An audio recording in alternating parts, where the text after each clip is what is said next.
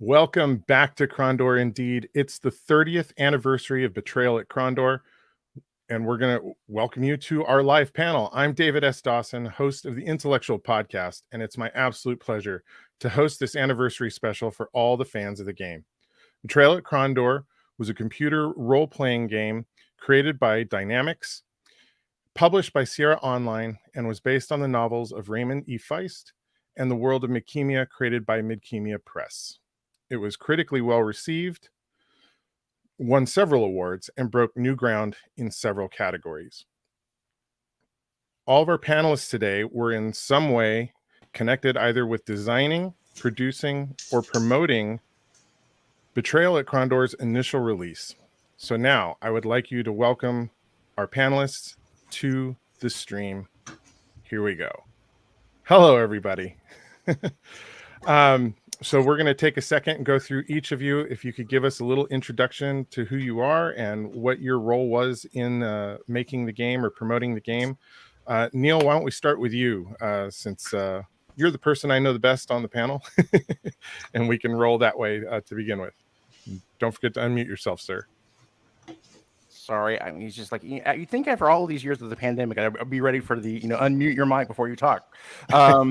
Hi, folks. I am Neil Halford, and I was the lead narrative designer. I was also kind of a co-designer along with John, but that was the piece of the products I worked on.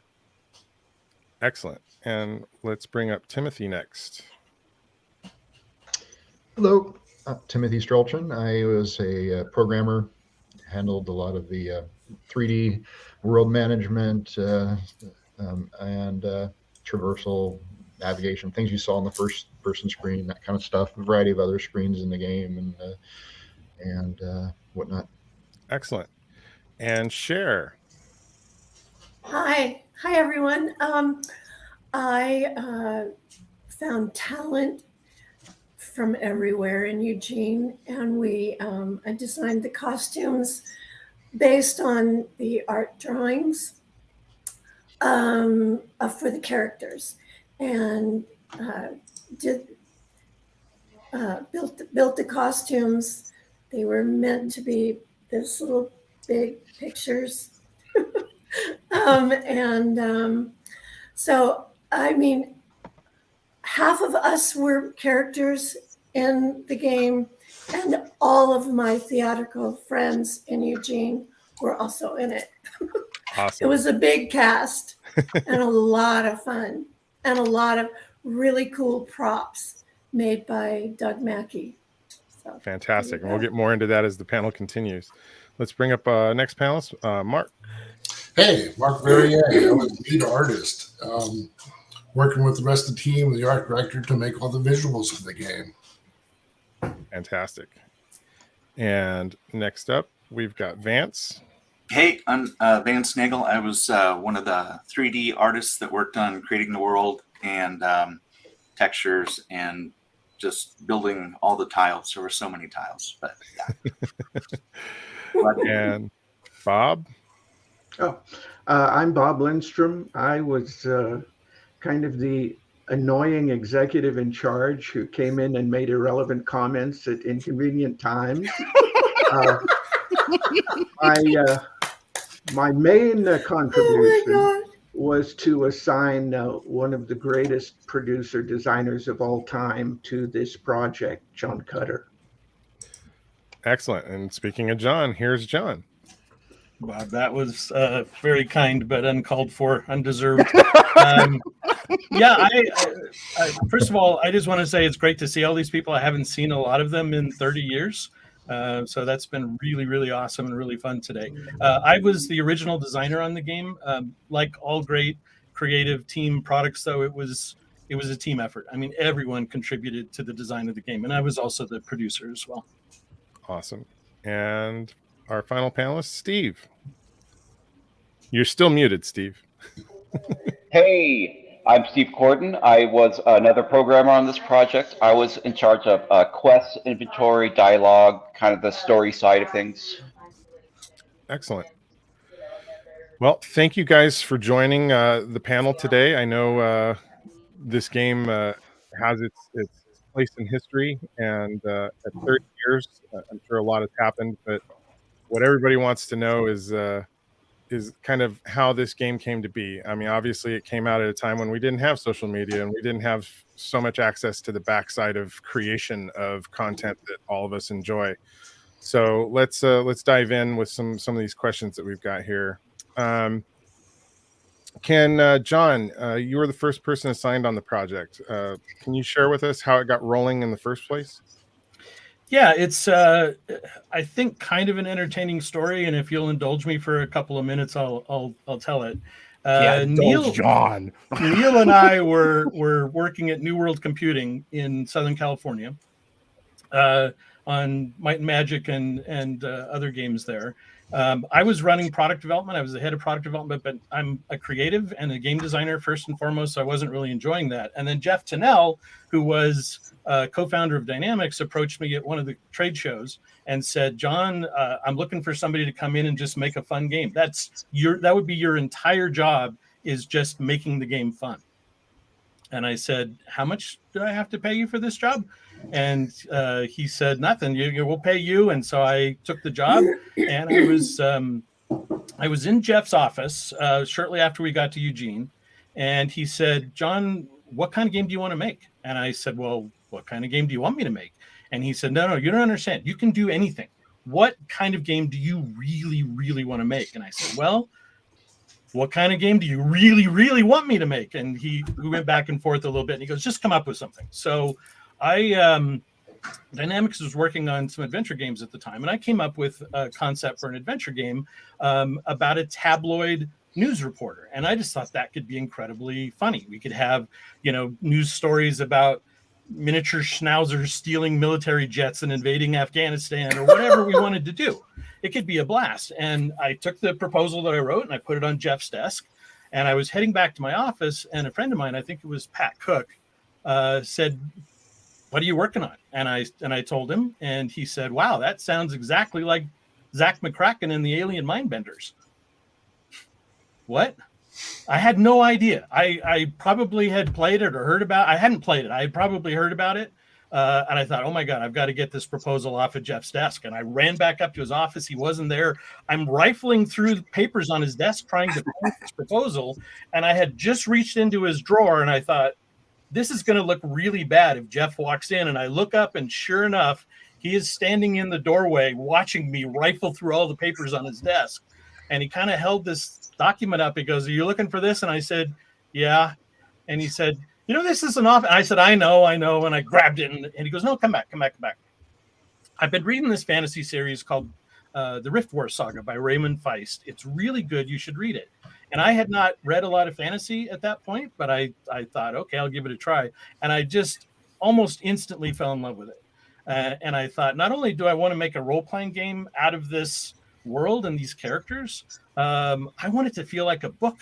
And I thought, I need a really, really good designer and writer. And so I reached out to Neil and brought him on board. And actually, I tried to hire Ray first, not realizing that Ray was a successful fantasy author. I figured he was just some guy working at a gas station that was writing fantasy on the weekends. He had just turned down a deal for like $250,000 for his next book. And I thought, okay, he's way out of our league, but he did want to work with us. And I found Neil, and the game kind of took off from there. Okay. Yeah. Well, actually, that brings me into my next question, which is for Neil. So Neil, as the lead game narrative designer, you had to step into some pretty big shoes for the project. How familiar were you with Feist's work before this, and how did that collaboration work? Well, the first thing I had to do is give it my job at the gas station. But no, it was fantastic. Again, first I was, whenever John had left to go to Dynamics for New World, I was super sad because we'd worked together on a game called Planet's Edge. But I kept on saying to John and say, well, if anything opens up at Dynamics, call me. So it was about 6 months after he left that I got that call. But it was just kind of funny to me because so going into it, I had not read Feist's work. Well, actually, there's kind of little asterisk that's behind it. That whenever I was 13 years old, 14 years old, I actually picked up a copy of Magician, and I started reading the book. And so I discovered that the main character's name was Pug, and I was so mortally offended by the name of my main character being Pug that I threw the book across the room and I didn't pick it up again.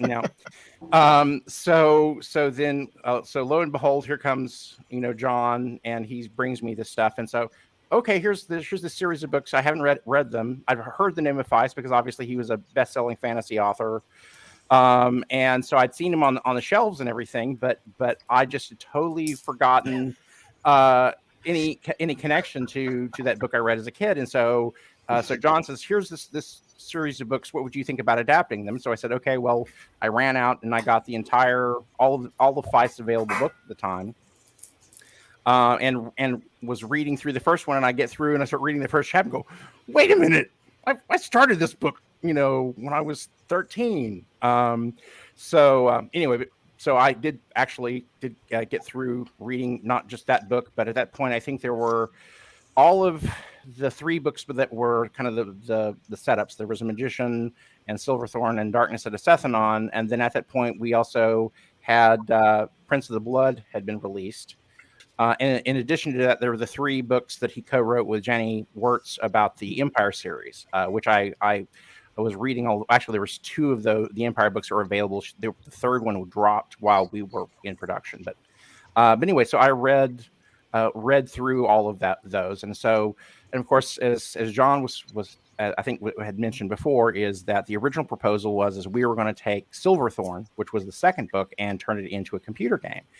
And when I was talking to John about it, I said, personally, as a player, and I don't really like the idea of just straight up adapting one of the books, because personally, I go, as a player, I already know how it ends. I know who the bad guy is. I know where the things are going, or where the sort of the important narrative turns are going to be, and it's not very satisfying to me to basically just replicate what's going on in the books. We could go in and have it end a different way, but if I'm familiar with Silverthorn, that feels unsatisfying. That okay, you changed the ending of the book. So I said, let's do something really radical. We'll throw this at Ray and see what he thinks about it. But I said, so between A Darkness at Sethanon and The Prince of the Blood, there was a 20-year narrative gap. And I said, what if we hop back, right halfway between Darkness at Sethanon and Prince of the Blood, and we'll set a new something new right there, and it'll be a totally new adventure that will take place, and we're going to try to figure out which characters we want to bring back. And so one of the things that I had been there's a little bit of spoiler about a character that is in Prince of the Blood. I hope I'm not spoiling this too much for folks, but the character of Locklear gets killed, and I said I really hated the way that Feist killed Locklear in that book. It was, and so one of my things on the list was said, let's go back and give Locklear another chance to kind of do something big and fun and heroic.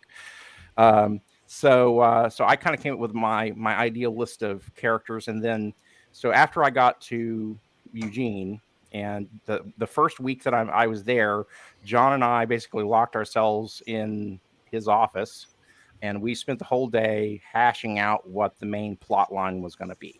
And so all of the important beats, what the different chapters were going to be, and slap that together. And then we threw it, in the mail and sent it to Ray to see how he was going to respond to it. And so we got the word back from Ray, and Ray actually seemed, I don't think he had any major notes or changes based on that original proposal. I mean, there were some kind of small fiddling shoe button kinds of things that he wanted to change, but no really big changes to what we'd proposed. And so from that point, we just sent it up to I guess before it went to Feist, we kind of sent it up the chain to Jeff Tennell and the Sierra, and they the first one to kind of say, okay, we're good with this. But I remember I think that kind of answers one of our. I think that answers one of our questions in the chat. They were asking how much was Feist actually involved in the production. Yeah. So yeah, the kind of the answer to that is that. Well, actually, John was starting to say something. So I was just gonna say that I, at the last minute to that document we sent to Ray, I had added a little poem, and I don't remember what the poem said, but I know it ended something about darkness cometh, and Ray dragged me over the cold. Cometh, darkness cometh. He just would not let that go, and I said, "Oh, look, Neil didn't write that. That was for me. I'm sorry. I'll stay out of it." So the thing about involvement with Ray is Ray was not someone who minced words. He was not going to say nice things to make us feel good or whatever. He wasn't overly mean either, but he had very strong opinions about things. So whenever he did have something to say, he said it in the very, very kind of strong kind of words about things. But no, for the most part, I would say for the vast majority of production, we were kind of on autopilot, which kind of surprised me. But the big thing that he had at the moment was that he was in the process of writing King's Buccaneer, and he was really busy with writing that. And so every once in a while, we would send him some notes, or here's kind of a progress update of what we're doing. But for the most part, he left us alone. Other than, like I say, occasionally he'd see something that just kind of jumped out of him and say, "That's the dumbest thing I've ever seen." But he would. So he'd occasionally have some things that he wanted me to change, but for the most part, he let us kind of, he kind of trusted John and I to do what he said he wanted to do, and so that was kind of surprising. But so Feist's involvement once we got rolling was fairly minimal, and we every couple of months, we might get an email back and forth or have a question to him about lore or something, but for the most part, he kind of let us do what he wanted us to do. Oh, that's good. Okay, so the next question I've got here, it's not really a question. So Tim has resurrected video from the original technical proof of concept demo, and I'm going to show that right now. So Tim or anybody else in the panel who would like to chime in while we play it, can you share with the audience a little bit about the race to be one of the first 3D RPGs? Sure. Yeah, so this was the first insight or view of what I was going to work on when I started working on this.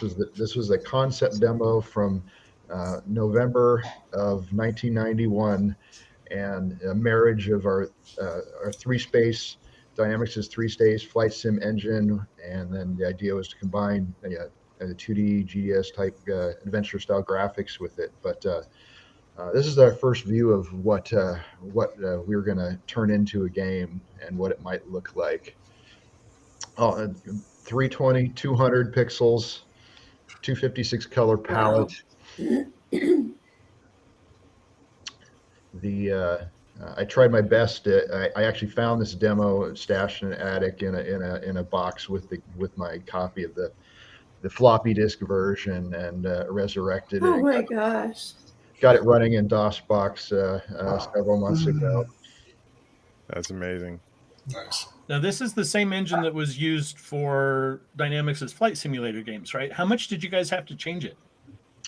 I think so. So we weren't the tech.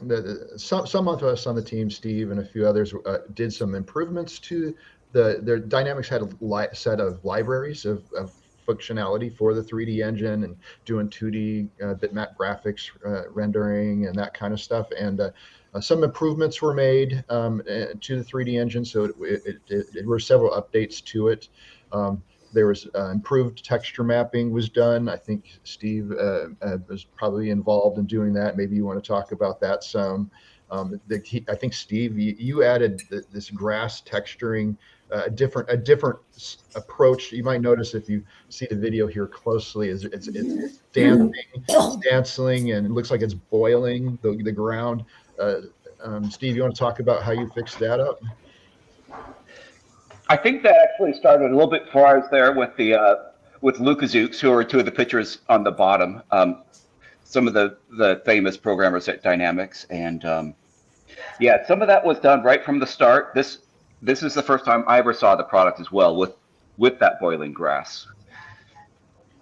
My only recollection of this is they said this is kind of cool. This is amazing for the time, everyone thought, but they warned me like we are all out of memory. There's no gameplay. We're walking around, but we've used this is somehow we have to make a whole game with characters and so we were always fighting the memory, being out of memory before we kind of even started. Yep. Yeah, things like we had to do various things to use smoke and mirrors. Watch out behind the tree to the right here. We're going to turn around and look at something that we want to avoid. We had to do lots of smoke and mirrors to hide the limitations, like making sure we don't walk through mountains like you're going to see us walk out of in just a second. All these guardrails weren't in this little prototype demo. There we go. Color cycling. Here's the mountain you see me walking out of. I walked through so there was no guardrails in this little demo. It was controlled. You see the camera going back and forth because it's like a flight sim control joystick type thing where I'm trying to navigate through it, and it doesn't know to stop when I let go. But it was a fun find.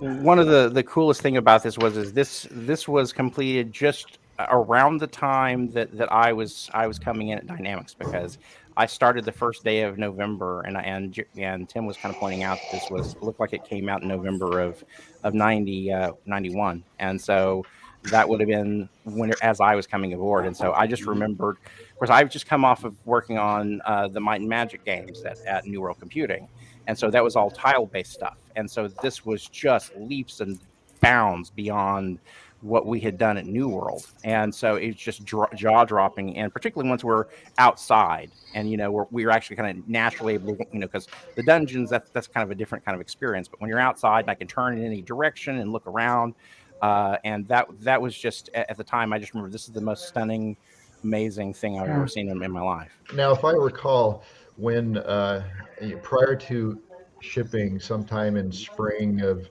93, this title came out, Ultima Underworld. It had underground, three-dimensional underground exploration and other stuff, and I think perhaps somebody can correct me if they're wrong, John, but we quickly made sure that we had underground areas to explore.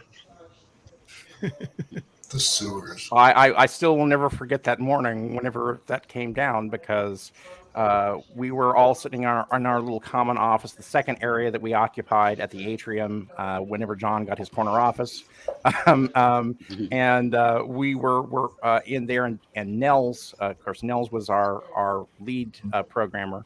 And Nels was in his office playing Ultima Underworlds, and after a little bit, he came out of his office and into the kind of the common area. We had said, "Guys, you need to come in here and look at this."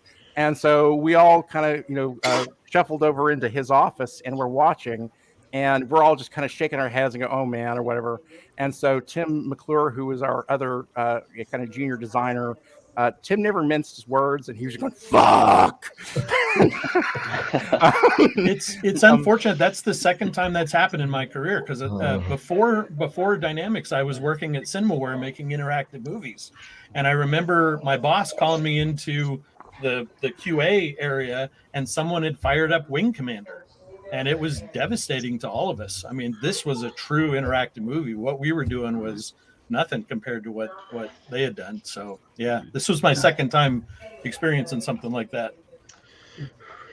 One thing about that demo, Tim, there was actually a proof of concept demo that was far more primitive than what you just showed, that Peter and Derek Lukaszuk had put together.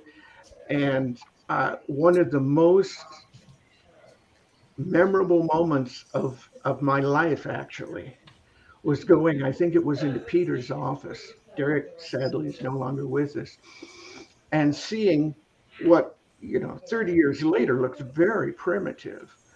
But I looked at it, and there was one little point when they turned and there was the waterfall, again much more primitive than what you had prepared, Tim. And I thought, this is incredible. You know, someday this stuff is going to look so good that a great big part of a game is just going to be going around looking at stuff. And of course, that's happened, you know. Right. But it was just it was a mind blowing moment.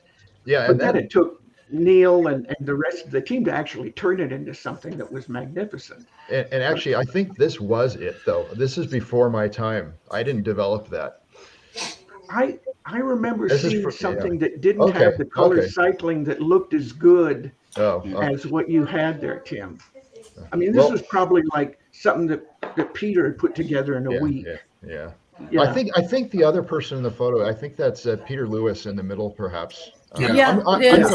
gonna post that up on the board for on Peter the Lewis page and for everybody. I Peter- think it might be me on Peter the left. Lukaszuk. Which one? Peter Lewis, maybe. Well, Peter Lewis yeah, is in the Peter middle Lewis there. and Peter Lukaszuk, but I can't see Is well Derek enough the other to one? see the one on the. Is Derek the other? Oh no, it is Hey, Derek. Peter. Yeah. It is Derek. Is it Peter the other one? Yeah, I Hi, think so. Peter. Oh, so it's both of them.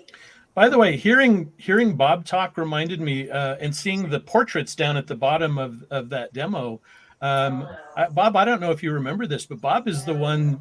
He called me into the office one day after the game had been in development for a while, and he said, "You know, you're making a fantasy game about magic, and your UI doesn't feel very magical." And I thought about it, and I realized he was absolutely right, and that's why we redesigned the UI to have the little globes with the portraits and the morphing symbols for the magic casting, and that all came when Bob made that comment. So Steve, I I've think always you appreciated implemented the That's what I said. shrinking. Inappropriate comments at inappropriate times. Yep. But I love bless that. you, John. Bless you. I'll never forget you for seeing that my name ended up in the manual. Oh, of course.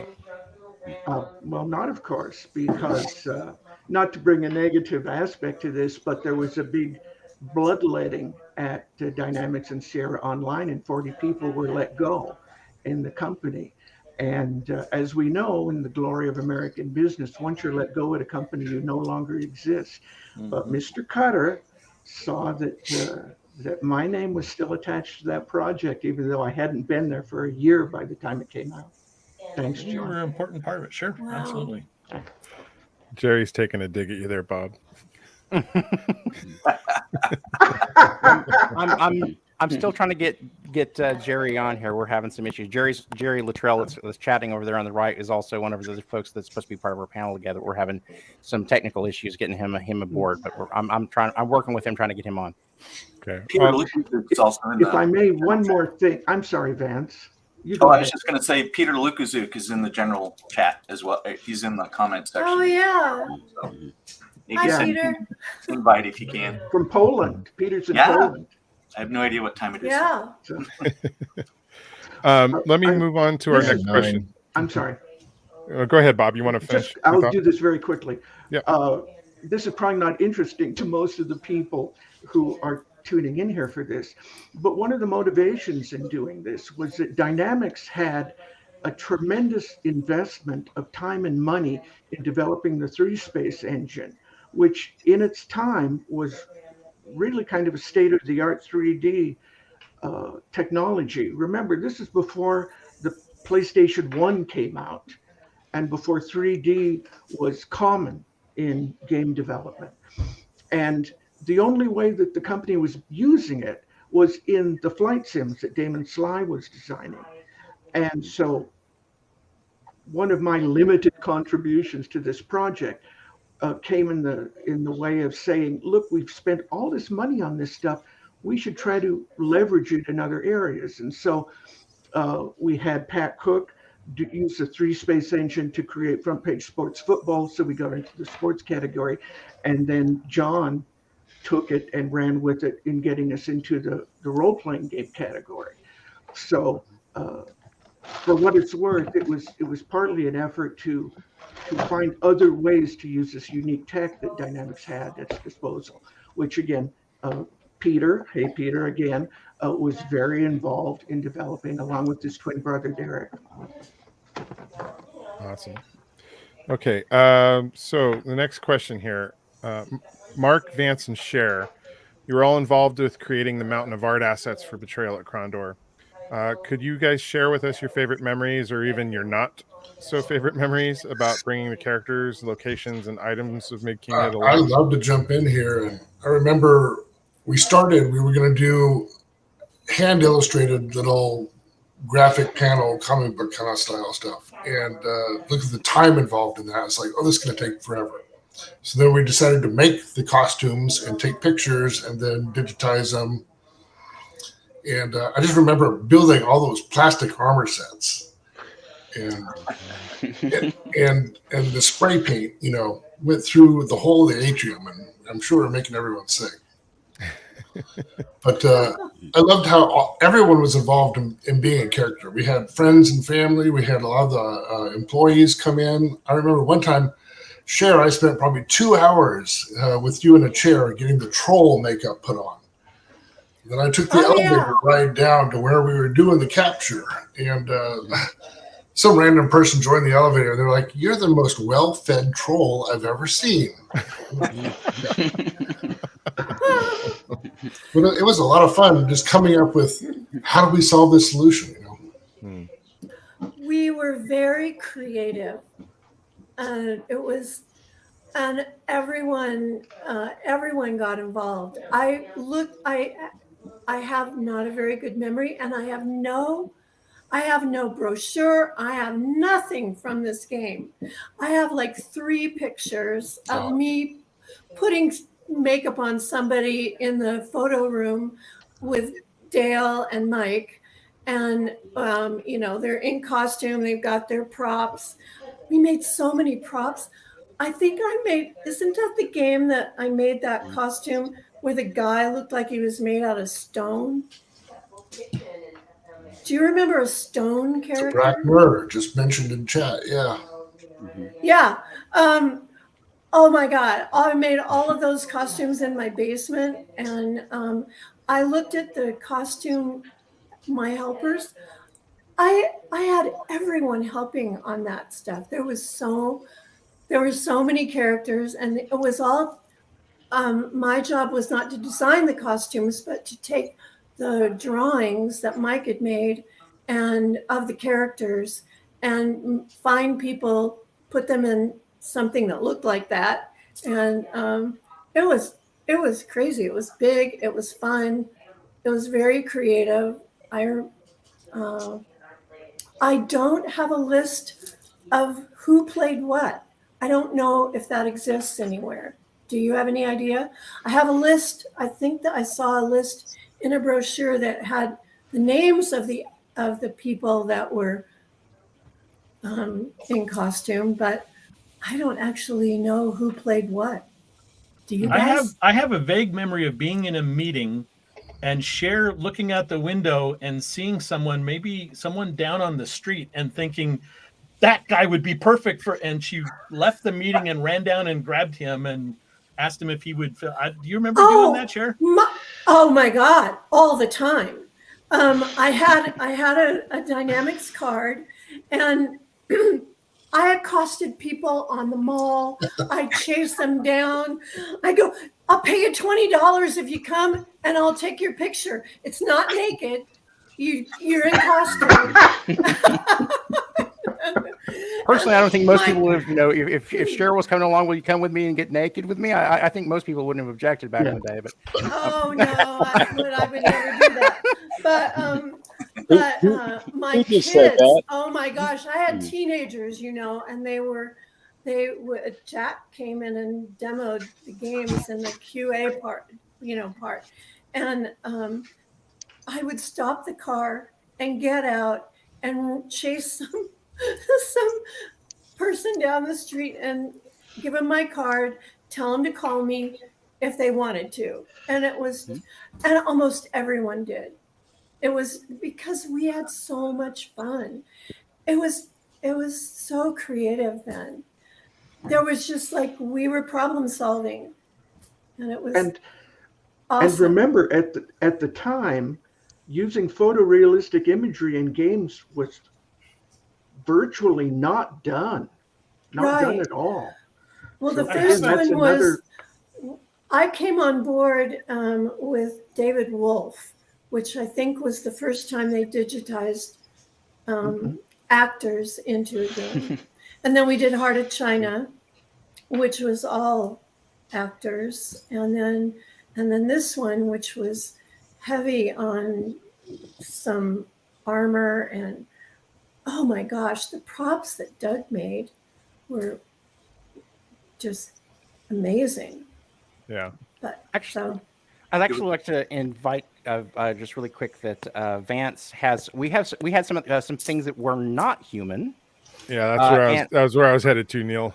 Okay, great. Neil, I'm going to pull up some photos here, Vance, if you want to speak to them. Put them up on the stream. There we go. Yeah, this is the Wyvern, which was Mike came to me and he wanted.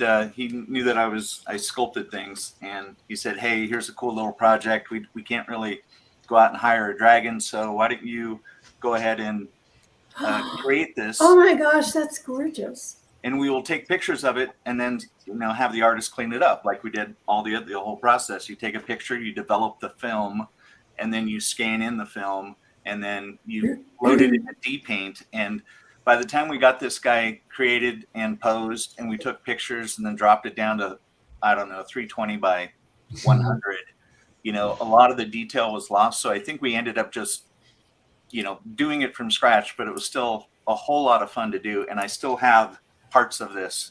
I have the head somewhere. It's very safe, but I have no idea where. Oh my God. Yeah, that was a heck of a. That's gorgeous. That's as safe as it gets. Yeah. Dale Tendick did a lot of the photos for Dynamics, and he did the photos for this. And it was great fun to work on, and it was made with Sculpey, traditional, the white stuff with coat hangers and tissue paper and glue. So no Fimo, none of the fancy sculpting stuff we have today. But yeah, I still have him somewhere, so he's mostly safe. You mentioned Dale, and I remember when we were doing all these photographs, and digital SLRs had just come out, and he got a hold of one, and that saved us so much work and effort. So we didn't have to wait for the chemical, developing. Oh, cool! I didn't know that.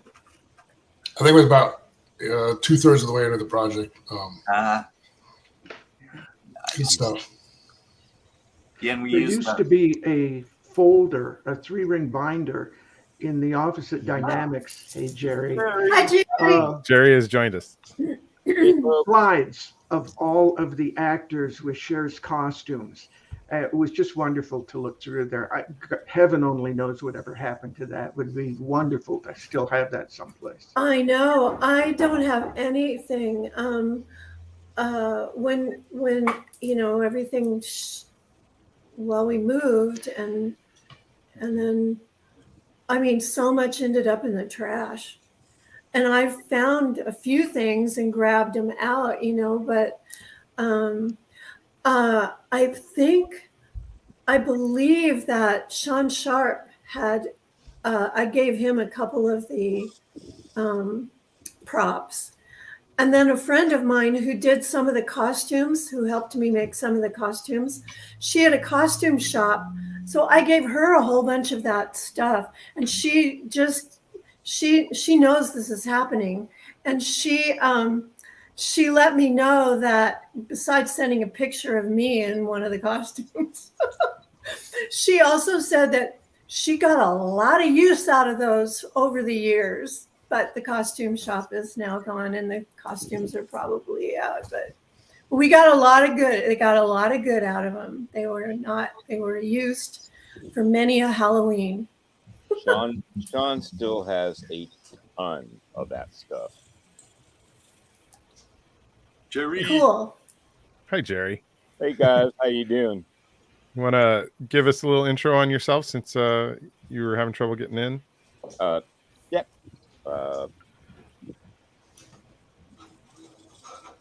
Jerry Luttrell. I was the head of marketing and PR at the time with Dynamics, and I was rather the intermediary between Ray Feist and the team. He and I, for some reason, we both had an extremely dry, twisted sense of humor, and we just clicked. And Krondor was something I had never done before. It was a category I had no familiarity with, and so I had to do like massive catch up on the books just to know what the fuck I was doing. Ray does not entertain fools. And so once I had a handle on all that, I got back with the team. They were bringing me up to speed on how they were adapting the freeze face technology, which at the time, as a marketing guy, I was scared to death. Because I was like going, how in the hell are you going to turn a flight sim technology into an RPG? And it's my job at the time was understanding the product, which I had to do with every game in order to do my job properly. Team managed all of the illustration and artwork for the packaging and manual. Then contact the press, salespeople, blah blah blah. Most of which none of you ever saw. But it was a hell of a lot of fun. That game was just unlike a lot of games I worked on. That one ran into very few technical snags going down the pike, which is extremely rare. And John and Neil and the rest of the team were very, very open to me just sticking my nose in where it probably didn't belong. But I had to do that as part of my job. And I also had to do that to understand what to do with the cover art, which involved at the time Roger Smith, who pretty much anybody in this audience is familiar with. Just That painting is gorgeous. Everything Roger did was gorgeous, but he was an utter complete pain in the ass to work with, and expensive as hell. He had no concept whatsoever of what a timeline was. And I'm like, you are killing me, because I've got, this is on the marketing side. This is not the technical side. So forgive me if I'm meandering off a little bit here. They blur. So you got PR, you got marketing, you got design, and then you had Ray. So I had to run everything by both the team and by Ray. Ray, of course, had the ultimate say. And he was actually pretty damn easy to work with, a hell of a lot easier to work with than Roger was, because you approach Roger with just the smallest tiny bit of alteration suggestions, and he would just wig out. And you wouldn't hear from him for like a week. And I'm like, I have ads to place, I have cover art to finish, and then I would have to go back to the team and make sure that nothing dramatically had changed. What do you got there? Let's see. These are some of your, I think, your cell sheets. Oh, dude. I don't. Just pull it back a little bit away from and put it in front of your face. There you go. Yeah. Oh, fuck. That's Tom Brook. Oh, okay. And who was photographed for that piece of art. I did not know that. I didn't have time to know that. That is honestly one of my most favorite pieces that Roger did. It's just gorgeous. But his flights and his planes were hyper-real. All of his work with the entire Great Warplane series was just amazing. And to what you were saying earlier, I was absolutely flabbergasted that when Dynamics closed down, things were just tossed into the dumpster. I know those paintings. Yeah. It was nuts. All those background paintings that Mike and Mr. Brent Burkett Burkett. had done. Yes, those were just amazing backgrounds. His paintings were gorgeous. So, Here's some different. Sorry to interrupt. Here's some different. I'll just throw it up on the screen. Some different cover possibilities that were being. Oh my gosh! Yeah, I remember all that. Yeah, that's painful. Wow. Yes. Oh yeah, there we go. Mm-hmm. I remember that one very well. Oh my God. I had to argue with Roger over the lettering on that for like a week. He did not want to change the logo coloring. Yep, same thing. And I'm like, this is boring as hell. I think Peter Lewis ended up doing the 3D logo. Tim, do you have the original there again to hold up so we can see the final logo?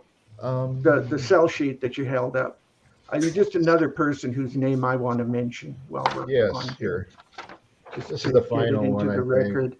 The logo here was designed and executed by Peter Lewis. Yes. And I think it's absolutely magnificent. It's gorgeous. My inappropriate comment on this one was I said, "Hey Peter, why don't you make it look like a piece of jewelry, like it's enamel?" And as Peter did so many times, it just came out far beyond what any of us, I think, ever could have dreamed. Oh yeah, just so iconic. I think I remember we had gotten 3DS in house, and we're like, we got a 3D program, and we started, hitting logos with it and typefaces. Yeah, that was the first use of that stuff. Did you guys, right?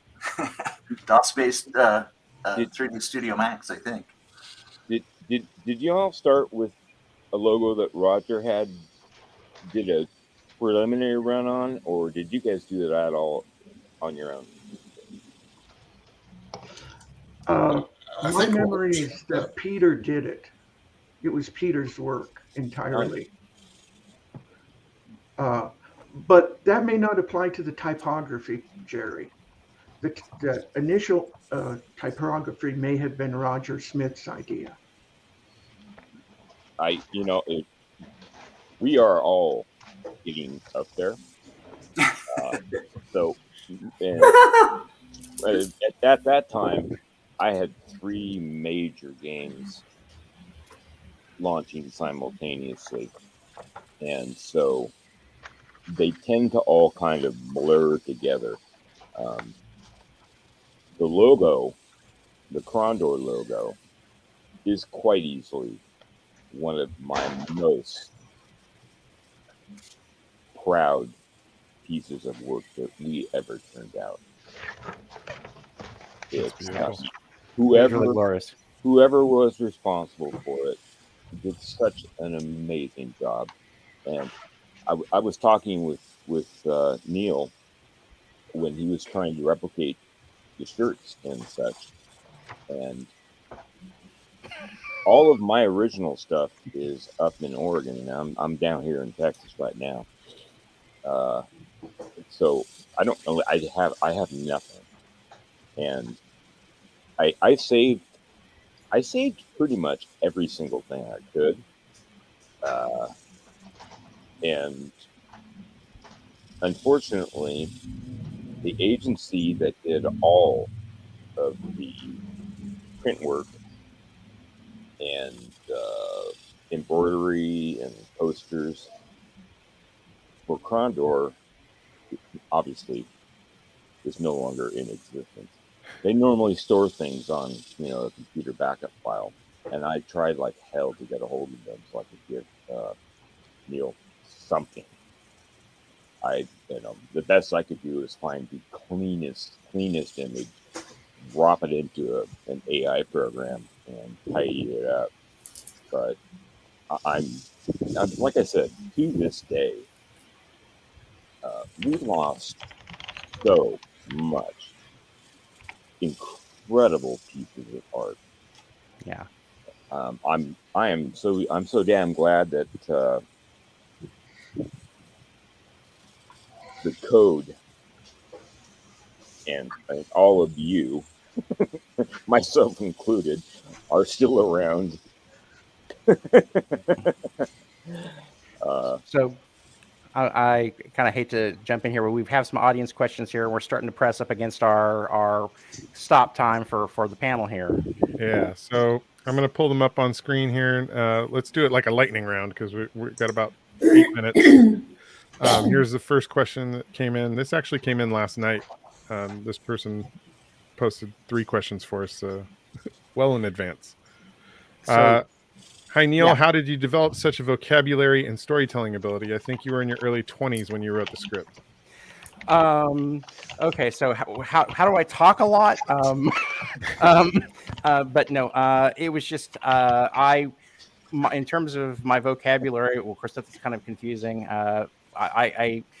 My parents were both school teachers. I come from a family of school teachers, and so I read a lot, and I'm still a voracious reader and everything else. My degree in college was actually in radio, television, and film production, and so I kind of came into it from that angle or whatever. But it's just mainly about reading and having parents that were going to kick my butt, and my mom, who was determined to try to have me not sound like an Okie, because that's where I come from. And so I every once in a while I kind of still slip into it, but anyway, that's kind of the long and short of that. Next question, same person for John and Neil. You guys created the best combat system, a turn-based one with a chess-like strategy. Never seen anything like it since, except maybe HOMM. Be curious to hear more. Yeah, the combat system was probably the inspiration for that was the game Archon. I don't know if any of you remember Archon. It was sort of a chess-like game, only the characters, when they would come together, you would actually get into an arcade fight. And we didn't obviously include the arcade fight part of it, but I didn't want real-time combat. I wanted something that was a little slower and more strategic, but I wanted it to kind of have that feel of real-time combat. So that's sort of the genesis of our combat system in the game, I think. Did you have any other comments on that, Neil? Not really. Just in terms of the combat stuff, in terms of the chess concept, that was mostly something that you had put forward. The riddle lock chess. Yeah, that actually, Bob. It was another case where Bob had. I don't think he was a big fan of me wanting to include riddles in the game, and he said, "What if we do a console version? Are you going to have people spelling out the answer with a controller?" And I thought, "Oh no, I don't want that." So then I came up with the idea of putting letters on these locks on the tumblers. And the nice thing about that is it also, I think riddles are sort of inherently binary. You either get it or you don't. And the nice thing about the Mordell lock chest is you can actually kind of play around with the letters. If the first letter is R and one of the second letters is T, that's not going to work. So you can kind of solve it just by sort of playing. And I think that was important. So those came out well. I did want to pop in really quick, is that we're kind of talking in the back channel about a few names I want to make sure we get said, and particularly in regards to the tumblers or the riddle chest. Alan Roberts is the guy who created all the riddles, and so we were really fortunate to have him drop into the party last night, and so it was really nice chatting with him last night. And another name I want to make sure that get popped on here is Mike McHugh, who was actually our art director for the project or whatever. And so he was Mark's boss, and so and he was kind of directing how the look of everything took place. So I just want to make sure that those names got heard, because it's really important. And another name also as well, while I'm at it, is also Nels Bruckner. Because Nels Bruckner was our lead programmer. I invited him, but Nels tends to be a very kind of quiet guy. He says, Yeah, He's a great guy.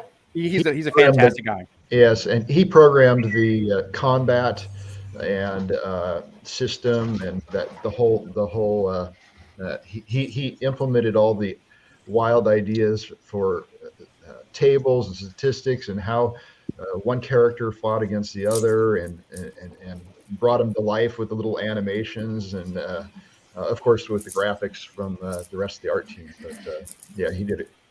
I remember Nels taught me to juggle, because I'd be sitting at the scanning station waiting for a scan. He goes, "I'm compiling. What are we going to do? Let's learn how to juggle."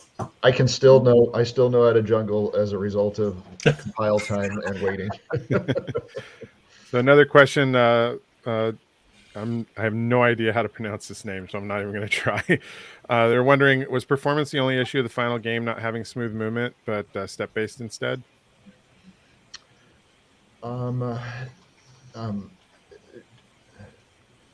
So it was, I guess, yeah, performance was a big deal. But I'm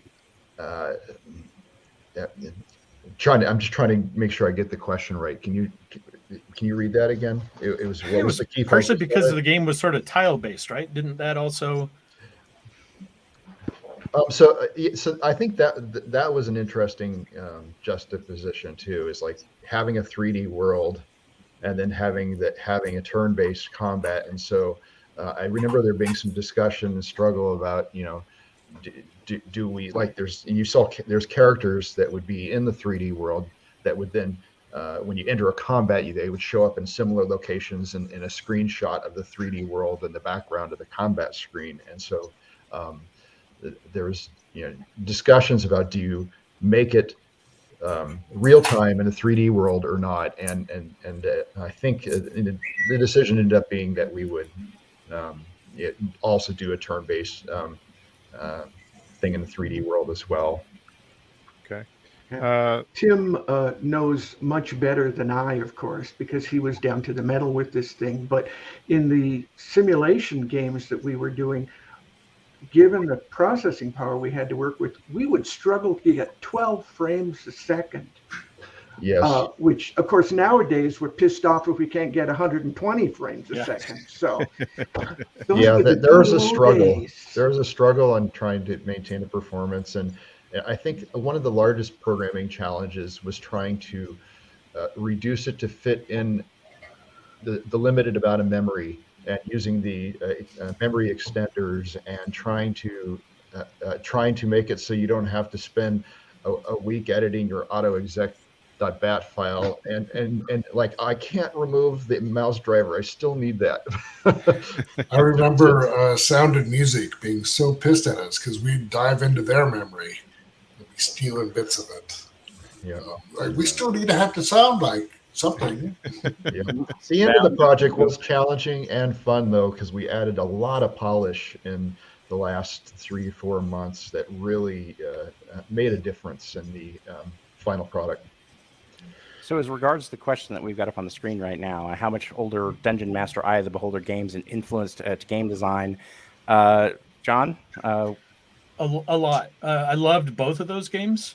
And I definitely wanted us to be making a game that was closer to that than, say, Might and Magic at the time. If you remember Might and Magic, when you would walk into a room, it would just be 4 walls, but the description would say you walk into a bustling tavern, there's people and drinks being served, but you couldn't see any of that. And that always kind of bothered me. So I liked that. I liked the graphical fidelity and presentation of those two games.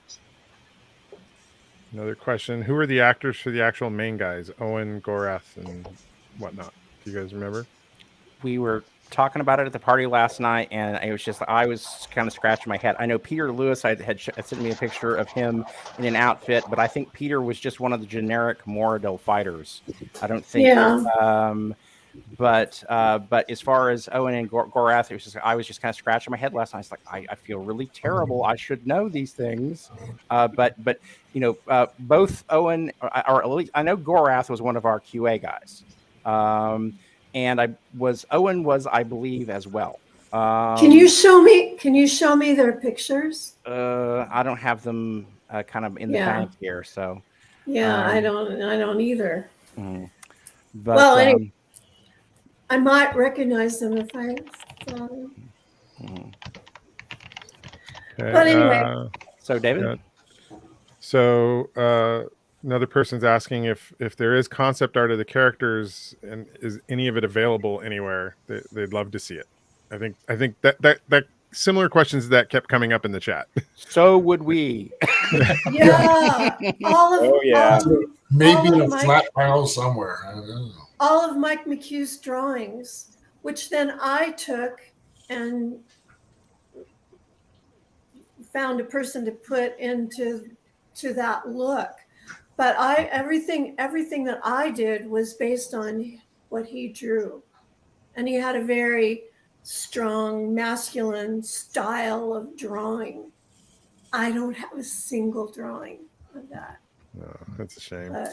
I don't know that anyone does. Yeah, honestly, I've been harassing, everyone who was associated with the game that I can recall.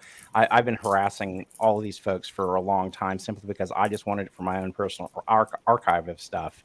And right. I wonder if Mike even has them. Don't know. I don't know. Yeah. But those would be fun to see because they were cool drawings. I'm seeing if anybody out there locates anything, like here's the guys they want. Yes, it. Right. Sure. Dial 1-800. People discover random things in the attic, So I will apologize to Glukes about the Moradel lock chess. It did make me think though that I must have had a dozen people come up to me over the years that said the exact same thing, that every time they would hear the Moradel lock music come on, their wife or girlfriend would run in from the other room and sit down with them so they could solve the riddle together. Yes. John, I heard that at least a dozen times. At least a dozen times. That's so fun. John, I still have a copy of the 1 or 2 page little write-up design for what it should look like. We didn't use we didn't have a PowerPoint to draw a little fancy picture, so it has a little hand-drawn drawing on it of what it should look like and how it will work.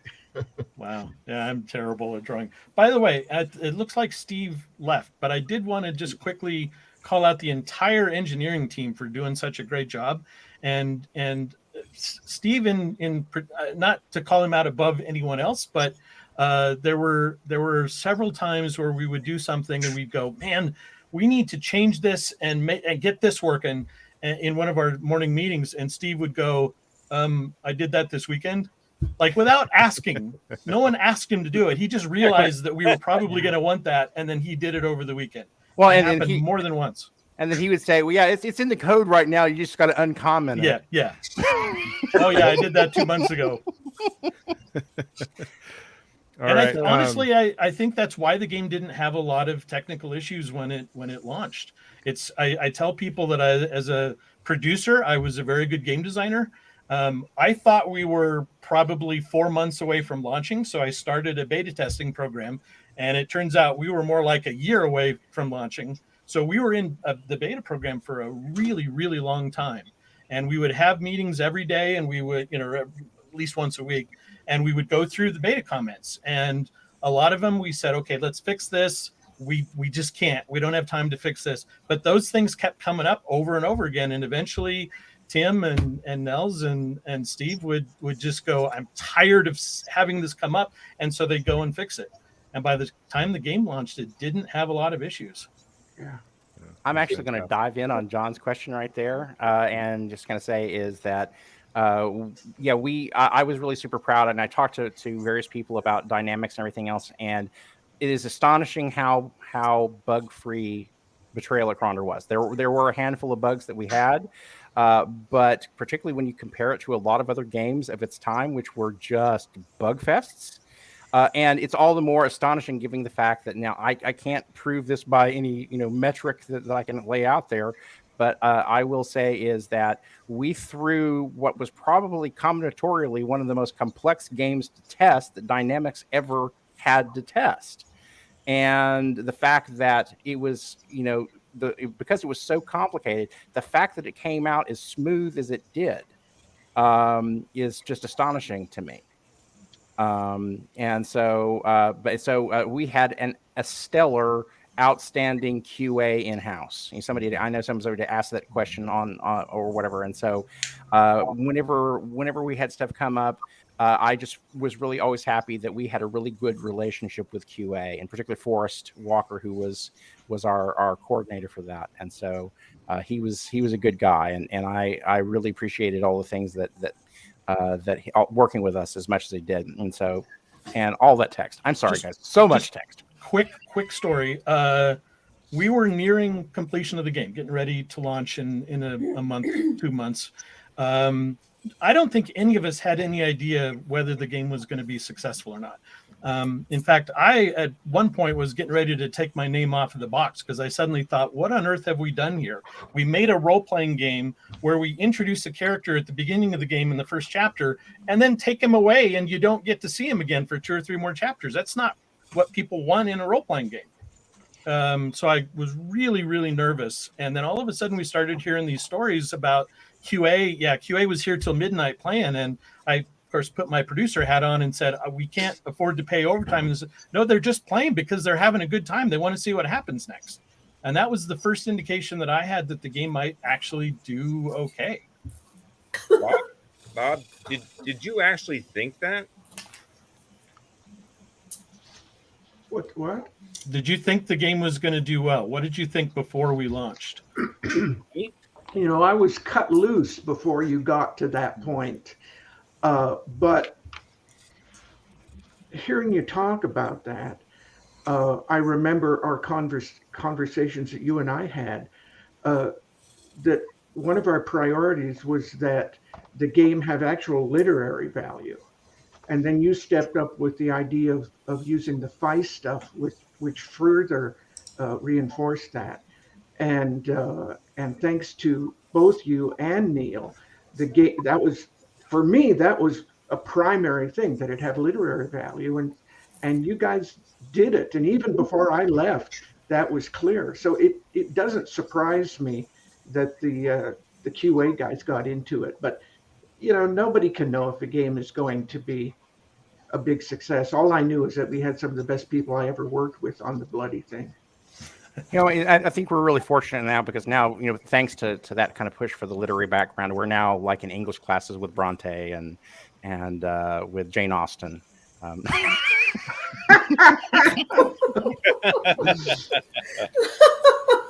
yeah, let's just all pat ourselves on the back. Well, I mean, it's the 30th anniversary. That's what you should be doing at this point. And I want to point out, 30 years since the video game came out, this has been an incredibly active live chat during this conversation. There's a definite affinity and love for the game that you guys put so much effort into. And as somebody who enjoys games, who enjoys storytelling, I applaud you all for the accomplishment on Betrayal at Krondor. Its legacy obviously is still alive, and there's still people who incredibly fondly remember playing the game and want to talk about it and want to dive in with you on the background. Unfortunately, we've got time and we got to keep moving forward here because we got other things we need to share with people. But I wanted to share 3 comments before we cut the panel loose. So this person unfortunately had to leave because they needed to get to work, but they wanted to say thank you all for being such a great part of their childhood. And I think that's gorgeous, right? Like to be an important part of somebody's childhood is amazing. And then Pali Rami says, this kind of gathering wouldn't be possible unless everyone loves their work, and the game you created is iconic in every sense of the word. And I think that's a beautiful sentiment as well. And one more. Thank you, Kelly.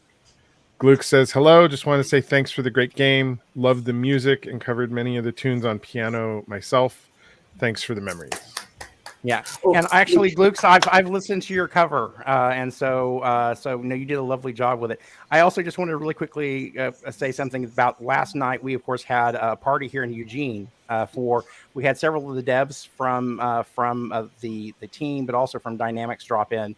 We had two fans flew in from quite a distance. So one gentleman came from Las Vegas, and the other gentleman came from Providence, Rhode Island. To come and join us last night. And so, and then you're going to hear a little bit more from a fellow. You were talking earlier about Damian making comments over in whatever. You're going to be hearing some stuff from him. Damian's over in Slovenia and making his own kind of imitation of Betrayal at Krondor, a spiritual sequel, as he calls it, to Betrayal at Krondor. And so we have some hardcore fans out there, and I want to kind of acknowledge them and so, these folks have been talking with each other and interacting with each other. So we have a lot to thank our fans for, just in terms of kind of keeping the memory of this game alive. Yeah, beautiful. To all of you on the panel, thank you guys so much for taking the time to share your memories and your fun stories. Like, I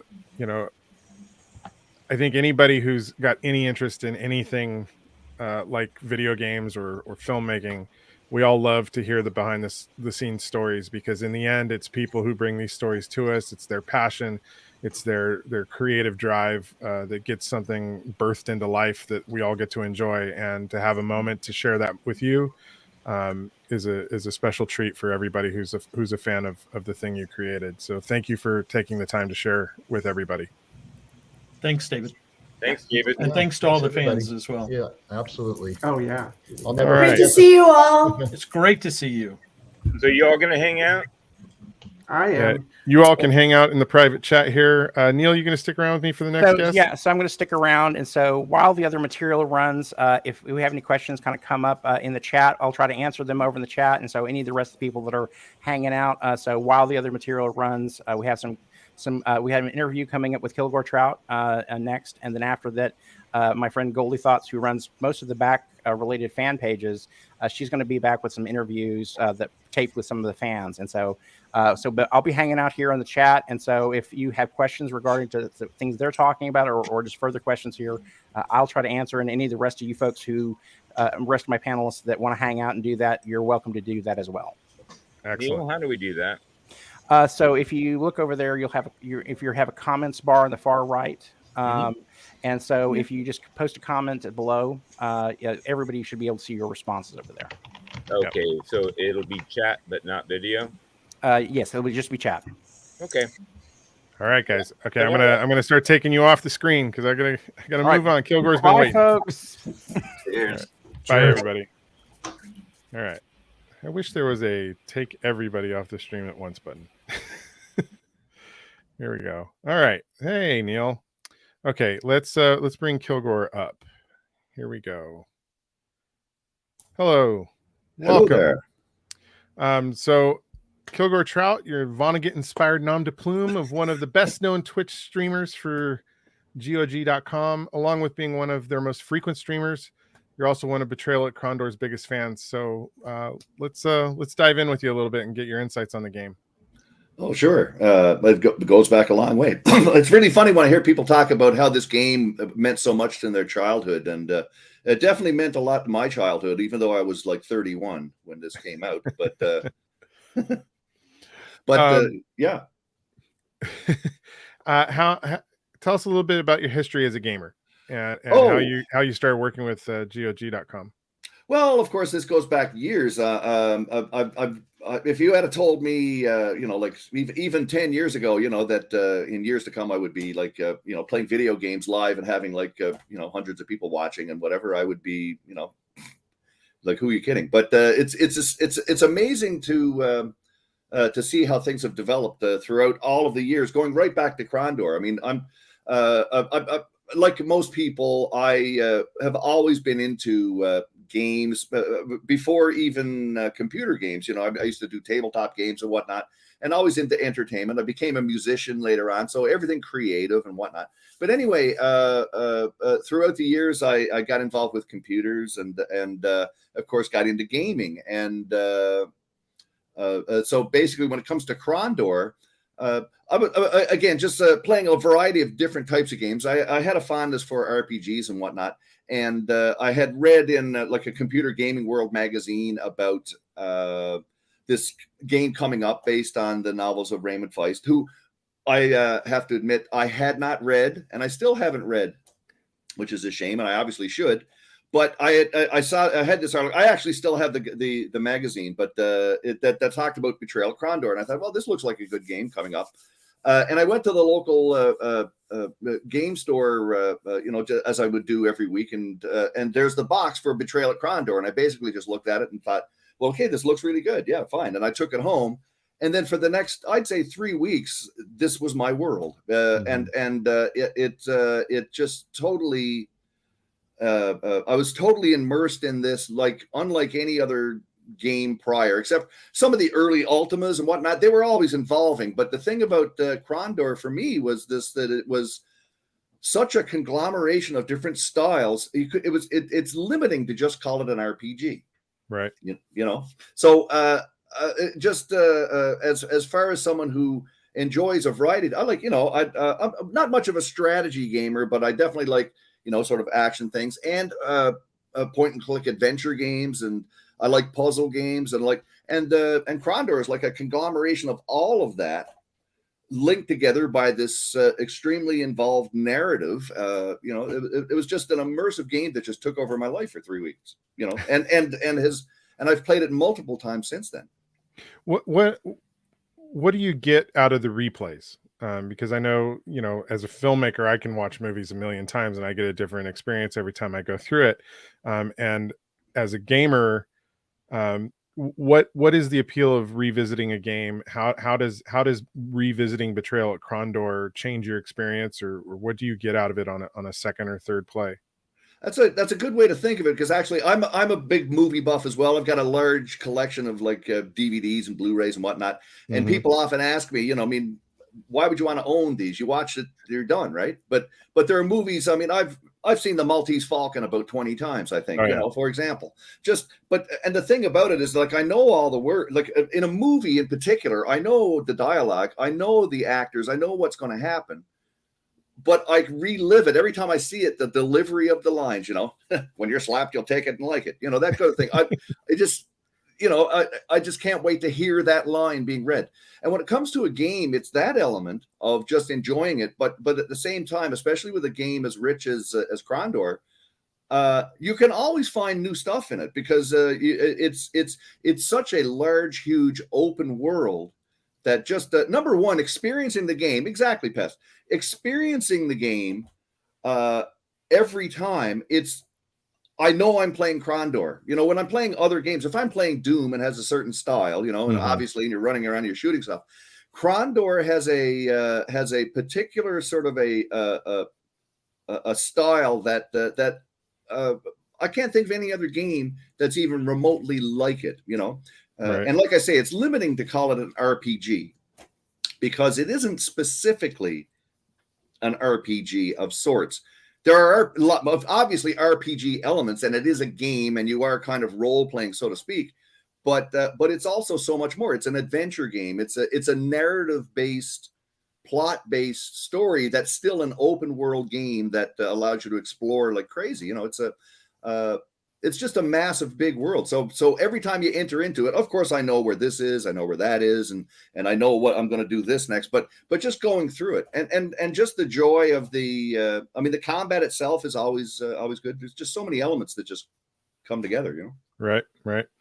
How do people watching your streams of Krondor react to it? And do you have a sense about who the audience is? Are they mostly older players, reliving their childhood memories, like some of our audience today, or do you think it's registering with newer fans as well?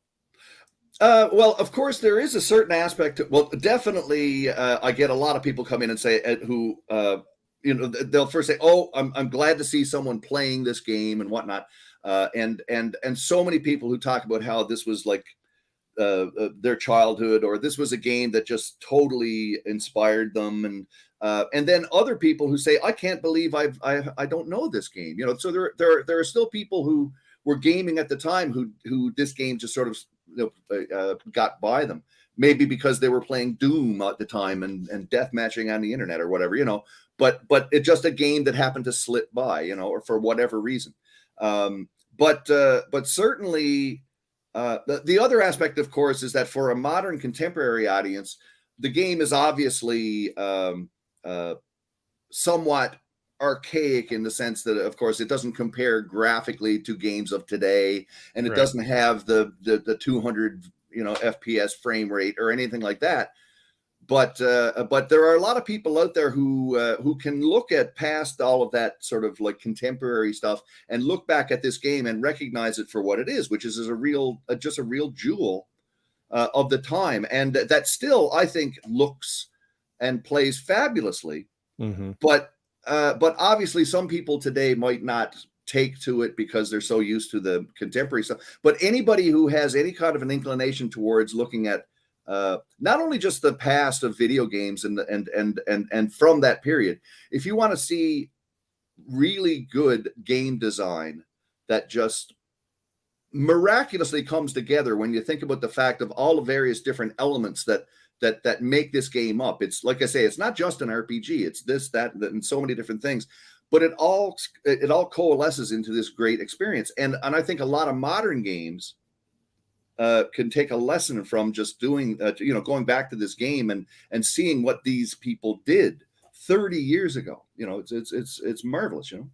Yeah. Well, and Pest Monolith says story writing. And I think that's really key. And I think in the era where frames per second or just how fast can this thing run? How fast can it run? You know, how quickly can I move through it? What's the action? Like, I always come back to, is it enjoyable as a story to follow? You know, is this something I want to devote days or weeks or months of my time to? Well, it's a game that like, for example, obviously when I was playing it, anytime that I'm playing it, and when I was first playing it, I wasn't sitting there thinking, do I want to do this? Or I was just too busy playing the game. I was involved in it. And then, well, I better go to bed. I got to work. Okay. So, so you go to bed, and then you get up, you come home from work, and the first thing you do, well, okay, back into Krondor, and you just live in that world. And as challenging and frustrating as it could be, as one of the things that I always tell people who come and watch the stream and they've never seen the game before, and they're looking to try it out. And the first thing that I say is, okay, I know you're supposed to go to Krondor, right? First off, you're supposed to go to Krondor, but don't. No, because if you go straight for Krondor, you're going to have a hell of a time because you're just going to be underpowered. You get to chapter 2 and you're screwed, because what you're supposed to do is really explore and go everywhere and find everything that you can do. And that's the whole thing about the game. It's a combination of a story-based, narrative-based, character-based game that tells a definite story. But at the same time, it's a vast, big, open world game that you can just get lost in and explore and find new things all the time. Yeah. And that's really it. Later. Like, everybody's talking about open world games now, and Krondor was already that 30 years ago. Yeah. It was an open world game, but at the same time, there was a definite plot line. But you could vary from it. And inevitably, you had to come back to it. Yeah. And you wanted to come back to it because you wanted to get, the story, which is the thing that makes the whole game really work, because everything has a meaning. Even when you're off on a side quest, it's still sort of related to the world, and it just sort of populates the whole experience, so that even though you're not on the plot, you're doing something that at least is related experientially or to the overall feel of the game. It's just there's no other game like it out there, really. Yeah. In my opinion. Yeah. Oh, you were saying about GOG. That was again, when I started to this goes a quick little story. This goes back to around 2015 when I realized that I had, yeah, like a few hundred game boxes that were in my closet. I wasn't playing a lot of these games anymore, and I thought, well, I'm gonna have to clear out some space. So I decided, well, I'm gonna get rid of a lot of these boxes, and I'll keep the games though. And so I cleared these things out. And as I was going through this, and I thought, well, some of these games are probably available digitally, I suppose, if I wanted to pick them up. And that's when I found out about GOG, and that's when I found out about streaming and the whole idea that people. I mean, I was living in a little bit of a bubble where I was a gamer going back decades, but it really didn't occur to me that that so many people had such a fun, I mean, obviously people like myself had such a love for this, but that there was such this vibrant community of people who still lived these retro games and whatnot, and appreciated all of the materials and boxes and the all the different magazines and everything else. And then I gradually got into this world, and just through my experience, and got into streaming, got myself a webcam, and I said, well, I've got a lot of these games here, and I can, games that aren't available digitally and whatnot. And but anyway, that's how I got to know GOG, and eventually started streaming on GOG. And I think a big part of any kind of a reputation that I've developed over the years is because of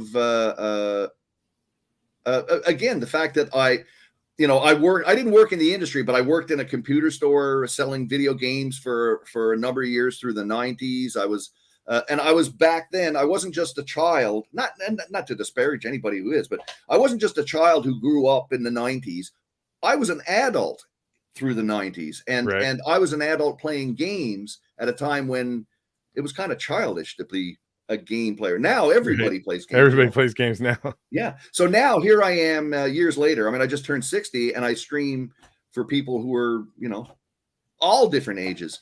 And getting back to Krondor, this is a game that, again, anyone who I think appreciates quality games, not just what's the latest and greatest, but anybody who appreciates quality games can look at a game like Krondor and be impressed by it, and the fact that when I'm streaming it and I get that response from people who either love the game because they grew up with it, or they never saw it before and are shocked that they missed it, or whatever.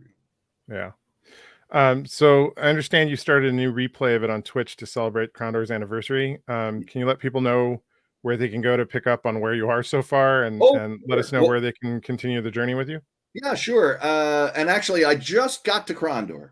After spending 18 hours, I started there Thursday night and streamed for like 6 hours, and then last night I did a 12-hour extravaganza, which I'm glad is over. But anyway, there you go. But I, of course, a good example, when you don't just go straight for Krondor, I explored everywhere, went to the Dimwood, everywhere, and picked up all kinds of stuff and whatever. So I just got to the sewers underneath Krondor. So I'm not sure exactly what days I'm going to be doing it next week, but I'm going to be switching my schedule around a little bit to encompass these two, probably next weekend, I would think. But anyway, I am on twitch.tv/Kilgore Trout, and it's spelled, as you can see, with zeros and the underscore, because there's 1,800 million Kilgore Trouts on Twitch, probably. Well, thank you so much for joining us and sharing your experience with the game, and thank you for sharing it on your Twitch stream with the world. And absolutely, my pleasure. Spreading the joy of this game with the population. Really appreciate it. Thank you for taking my pleasure. I had no choice. I mean, I had to do this, right? Right. Anyway, thanks very much. Thank you, Kilgore. Appreciate it. And let's see. So we're a little behind schedule, but we're going to keep moving forward here. So we're going to play a video now. It's a Feist flashback. So it's an interview with the author and Goldie Thoughts interviews as well. So I hope you'll enjoy this. I know Neil and some of the team from the panel are still sitting with us, and they're answering questions and comments in the chat. So please stick with us to the very end. I know they'll be here answering your questions and being available for all of you who are fans of this game and are enjoying running down the memories and the history of of what really was a revolutionary game at the time and continues to be beloved by so many. So here is our video, and thank you guys for joining us. As a consumer, years ago, I played computer games like most of the people who went to college in the 70s on the mainframes after hours when I was supposed to be compiling runtime code. As a participant in creating them, about almost 2 years ago, when I got a phone call from my agent saying some folks in Eugene, Oregon had contacted him and wanted to talk to me about the possibility of doing something based upon my work. And that was the seed from which Betrayal at Krondor sprung. Well, the world of Midkemia began as a role-playing environment for a bunch of college students back in the 70s. Like kids everywhere, my friends in college and I were broke. Fantasy role-playing was a very inexpensive hobby relative to a lot of other things we could be doing. You basically needed some pencils, some paper, and some funny-looking dice, and a lot of imagination. And the history of the world began to unfold. Well, that started 19 years ago.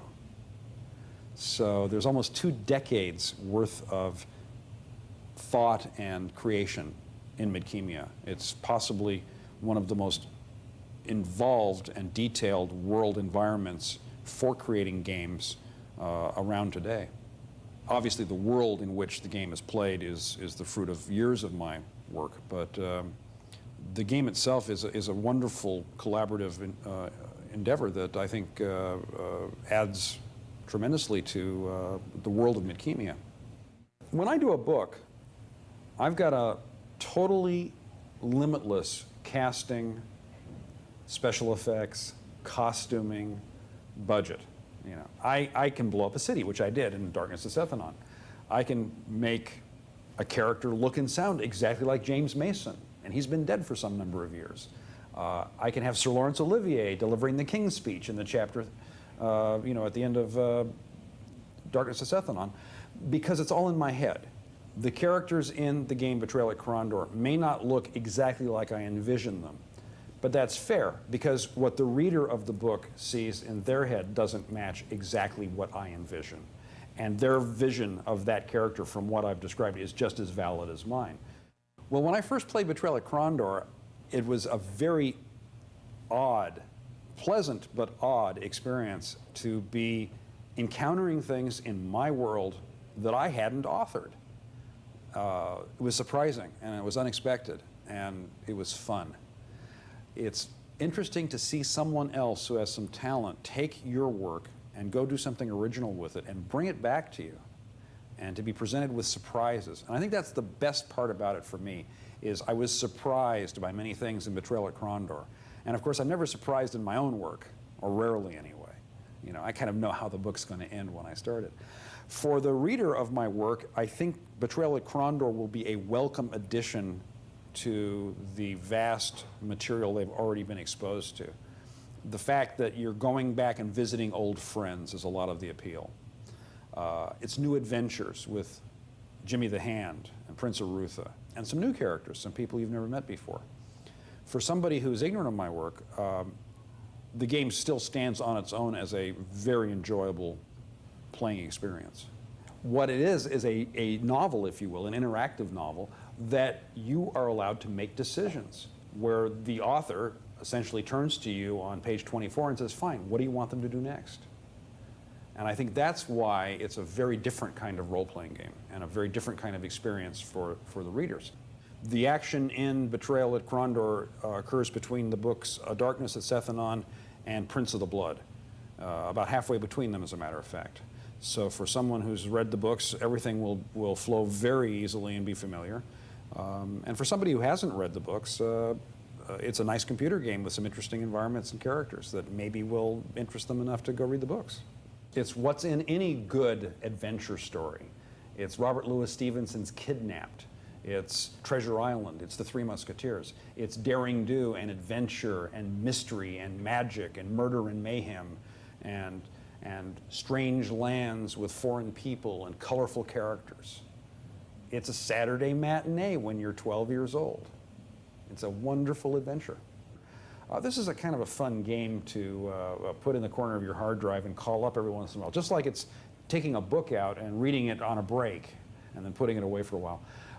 The game is designed so that you have bookmarks. Literally, they call them bookmarks, where you can say, I'm saving the game right here at this point, at any point in the game. It's not one of those horrible, miserable games where you have to battle your way back to a particular location before you're allowed to save the game.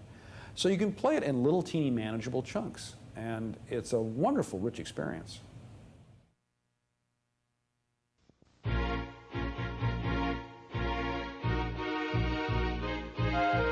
Midkemia, a realm of enchantment and ancient magic, where elves, dwarves, and an apprentice magician once battled an unimaginable evil. A battle which raged across the great gulfs of space and time. Winner of the Compute Choice Award for Best Fantasy Role-Playing and Adventure Game, based on the best-selling fantasy tales of Raymond Weiss.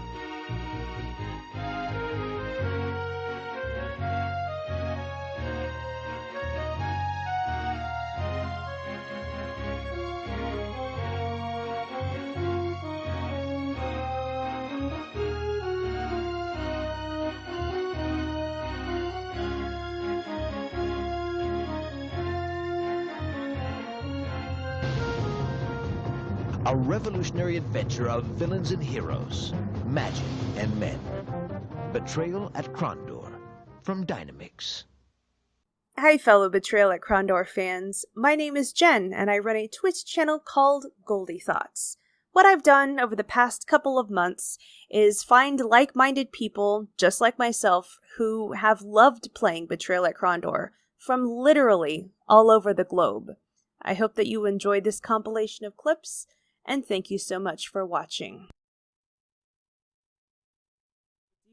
You remember how you found out about Betrayal at Krondor the first time you heard about the game? Yes, I do, because aside from it being a good game, it actually has a sentimental part of my childhood. Yeah. Okay? Because, you see, back then, when I was a young kid, right, my dad gave me a Macintosh, right?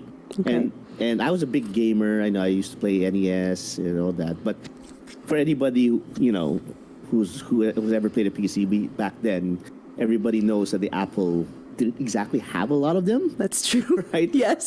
So yes. like my choices were considerably limited. So whatever games I had, like I really, really, really latched onto because that's all I had, right? So there were two in particular that I latched onto. The first was Indiana Jones and the Fate of Atlantis. Oh yeah, that's an amazing classic. Okay, yes. Yeah, and that was also my introduction to SCUM system. But the other one was Betrayal at Krondor, because I remember I never actually asked him how he got it because I never saw him play it. But he had the box. Right? Okay, yeah. I've never seen him play it ever, so I never understood why he actually had a copy of the box. But I remember as a kid, right, looking at that and then reading the manual. Oh, and the manual looked amazing. Yes, it did. It wasn't just some thin booklet that it actually showed the characters. It had some sample spells. It actually had production value to it, for lack of a better term. So I got wow, what in the world was this? So I actually installed it. I'm pretty sure that I first came across it in Interaction Magazine, which was Sierra's company magazine, where they would promote all of their new games. And I remember being very excited about the concept. I think it was quite a bit later before I actually bought the game, because I was kind of like working my way through like we were saying, like King's Quest, and Quest for Glory, and a bunch of those sorts of things. I recall seeing an article about it in a magazine, game magazine, when I was like 11 years old, and I thought, oh, that looks neat, but I didn't think anything of it at the time until I remember my grandfather saw an ad in the paper of a guy wanting to sell some used video games that he played. And, growing up without a lot of money, getting it used from a guy who doesn't want it anymore is the way to go. So my grandfather took me over to the guy's house. We sat down with this person, and he talked with him for like a ridiculous amount of time about the games. We ended up buying them, and one of the games was Betrayal at Krondor. It was, I don't know, I must have been 13, maybe 14. It was 93, 94. So basically, a short while after it launched. There was a new magazine, games magazine, basically here in Slovenia, called Magazine. That was this issue that had Betrayal at Krondor inside. It was a one-page review, riddled with mistakes. But back then, I didn't know anything about, the Midkenia, mystified universe, these types of games. But the review was really, really inspiring, and so I basically tried to get that game in any way possible. Back then, here in Slovenia, piracy was quite still a big thing, because legal copies you could not get, at least at the beginning. And I'm ashamed, but that's what I did. I dialed up a number of a local pirate, and he sent me 6 discs. Of them, which one of those was damaged, the last one, so I could not play it. I called again. Yeah. He sent me that disc again. It was damaged again. And gosh! That maybe I felt like I wasn't destined to play it. It must have happened 3 or 4 times before I actually got to install it. But then I, in the same magazine, that was an ad for basically a shop selling legal games, and that was Betrayal at Krondor in there. So I grabbed it. It did not have a box. It was just a CD, a manual, and map. But that's where I installed it, and loved it ever since. I did not understand, because I literally found this. Well, actually, it was my grandfather's game. Remember, I was a kid, and he was just buying Sierra games at the time, and his experience with finding it is this game was recommended to him. I think he went to Babbage's or Electronics Boutique at the time, and they were like, this game is getting a lot of recognition in magazines, oddly enough, which is how you found it, Damian, through a magazine as well. So he was like, all right, I guess I'll get it. And then he took it home, because it was his hobby, is just doing CRPGs at the time. And I pushed him out of the chair, and I said, this is now my game. No, I'm playing, not literally, but how was he to think this 12-year-old girl would be interested in this text-based fantasy CRPG? But that's just what happened. But the weirdo. Yeah, what 12-year-old's like? No, I know. I want to talk about armor and swords. The very, very first time, my very first thought of playing that, and bear in mind, before I say that, please bear in mind that this is the mind of a kid, a really young kid who doesn't know any better. But I remember thinking, this game sucks. Yeah, it's heavy reading a lot. We'll get into that later. Heavy reading. Yes. But not just that, but I remember complaining about, why is the mana system relying on the health? Like the wizard already is pretty weak, and you're telling me that to cast my powerful spells, I had to, use whatever little health he had. Yep. And I remember really complaining about that. But then as I went on, obviously, like I said, I didn't really have a choice.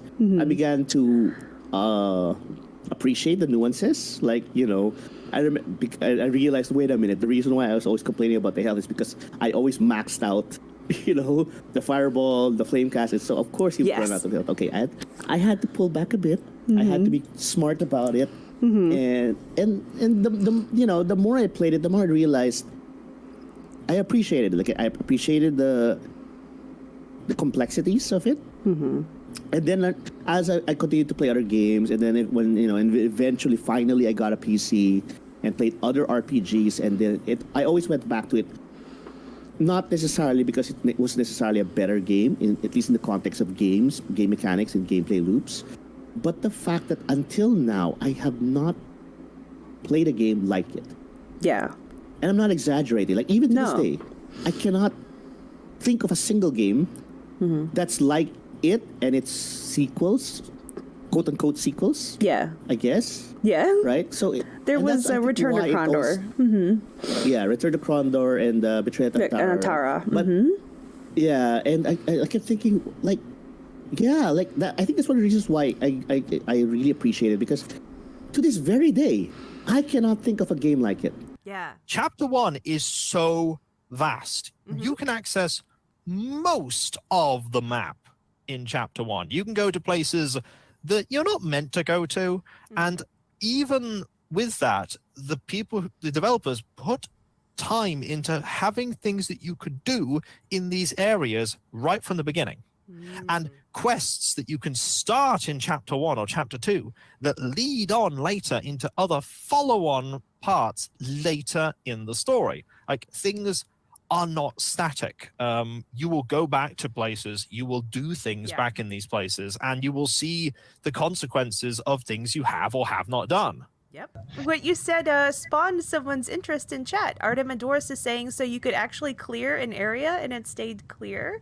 Yeah, it did stay clear, and it although if you in between chapters, the certain areas would repopulate, right? And but also if you solved something or killed something in one chapter, then it would affect in the next chapter. For example, I remember that encounter in the dim with where there were scorpions and someone trapped in the house, right? If you got rid of those scorpions, I guess the next chapter, I'm not sure what happened. I forgot, but it had repercussions. Yes, it did. I forgot as well. I think there was a poisoned well, I want to say as well, behind the house. Something like that, but I know what you're talking about. If you revisit it in another chapter, there was a different dialogue. I remember. You're right. I think if you did not solve that combat encounter in the first or second, I don't know which chapter you went back there in chapter 4, I think, or chapter 4, yeah, I think. Then that person was not there. Maybe was dead, I don't know. I definitely enjoy Betrayal at Krondor's combat significantly more than Planescape Torment. Yeah, all the Mortals and the blue cloaks. I'm like, oh yeah, no, those are the bad guys. It was nice to take it out when I was a kid. That and the pirates with the red bandanas.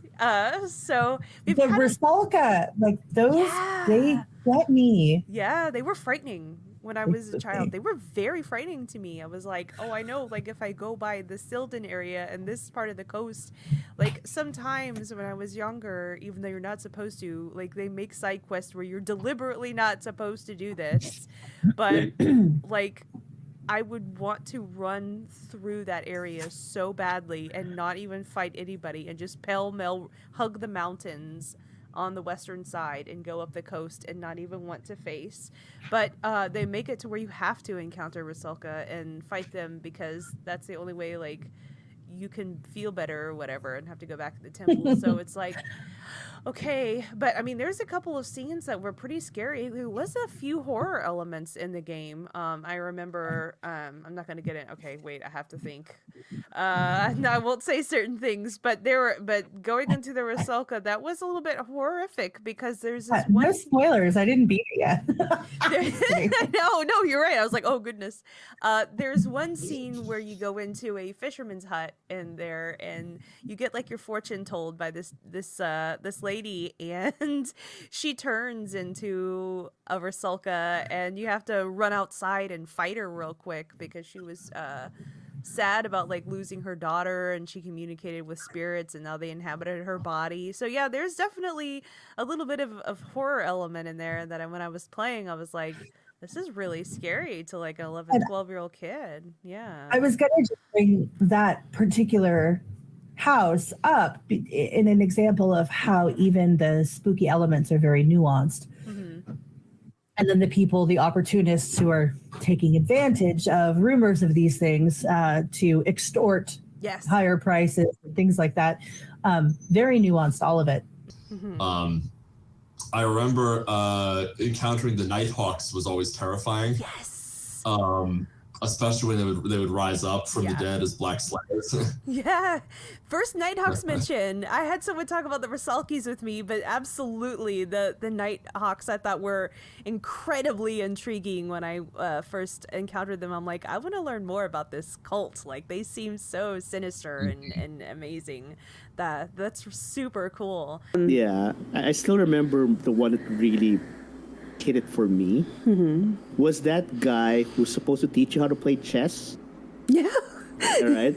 Yeah. They established that this guy, you can pay him sovereigns to teach you how to play chess.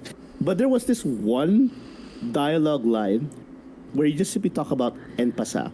Yes. Which is, very... Yeah. And what I like about it is that it's a completely useless dialogue. There's absolutely no reason to go to that dialogue. It doesn't mean anything. It doesn't have to do with chess. But the fact that they put the time to have an entire conversation, a long conversation of that, just talking about that. It's an actual chess rule. That's incredible.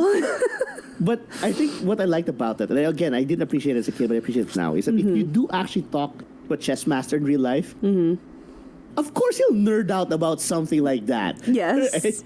Right? And the fact that they let you do that, like I said, it's not, of course, it's not efficient, yes. You quote unquote waste space that would have gone to other things. But again, lived world, and the real world has a lot of useless information and little things that nobody cares about, but yet somebody does. Yes. Right.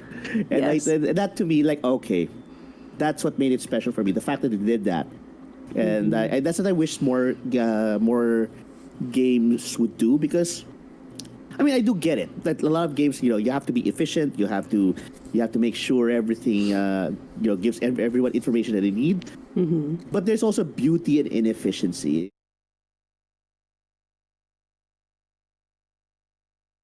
The little details here and there is what I appreciated, and Krondor has that in spades. So anyone who's played it, like that, despite the fact that the dungeons are literally just corridors, right? Yes. There's nothing, right? Yes. The swords, even basic swords and kingdom armor, they took the time to write a paragraph explaining what it is. Yeah, like the difference between like the Grey Tower armor, which is the dwarven armor, versus like the regular kingdom armor, versus like, okay, and I'm not even going to go into that Guarda Revanche like sword that came out of a shell that was extremely interesting. Like, what the heck? Right? It's got more backstory than half of the freaking characters do. Yeah, like the kingdom sword, it's just literally just a basic sword, no powers behind it. None. And yet they took the time to write a paragraph about the history and the culture around it. Yeah. Okay. Yeah, or the mortal lamprey swords are different than the kingdom swords. Like, it's like, okay, that's crazy. I talked about my huge thing. All of those little details and reading those little paragraphs, I'm like, it kind of makes me, the cares of the world of the day that I have outside of this game kind of melt away when I'm reading about, like the lovingly crafted like food, like what's in a ration pack. Oh, it's sweetmeats. That one. And it's like, and this is poisoned, and some are not, and some are. It's like, okay, now I know what my characters are eating. Sometimes, a lot of people that even write in a book, it's like you stopped to make camp and you had like some lunch. It's like, well, what did you have for lunch? I mean, this game like literally went into what is in a standard kingdom ration pack, which begs the question: if you're from somewhere else, do you have other things? Like, it's very interesting. So I agree with that. The definite immersion. It's what makes it special for me is it is just absolutely packed with character and packed with like information that fleshes out the world. Right from the very beginning, you're given a lot of information about the characters, you get information about what the situation is. You don't need to know anything about the setting. No. But as you go through it, you can learn as much as you want to learn. You can just beeline straight towards the important things if you know the setting. Yeah. But you can also ask people about all kinds of things that flesh out the world. Absolutely. You flesh out the other kingdoms that are nearby. You flesh out information about the Rift War. Yeah. You flesh out things about magicians and all sorts of like the previous things in the past. And you can completely avoid clicking a lot on the character's portrait in the inventory if you don't do it enough, you will miss the entire backstory of every character in your party. Yes, I didn't. You don't have to have that. You don't, and it's funny because I didn't even realize that you could do that with the right click and bringing up the character description until like halfway through the first time I played. I was like, oh my goodness. So Thrithland, who appears to be a pretty good fan of yours, is saying, "Good thing that Kiko never approaches games in a straight line, and it's coming across." I do not know, and some people get to the point it's like, oh, you like, I get it. You're just running around doing this stuff. Can you please stop? And I'm like, no. It's fun. I'm sorry, I have to go over here and find a box and open a box with a Mordhell puzzle and then go back all the way over there to get a spell that I can then learn and all this stuff. And books that I can read and barding that I can do. Oh, all the barding. Yeah, and it cracks me up, and I quote it sometimes. Okay, for example, when Owen is barding and he is barding poorly. Yeah. And I just, sometimes when, I'm on Facebook or we're in a gamer group or something and I'm chatting with people and they say something off the wall, I want to be like, out, And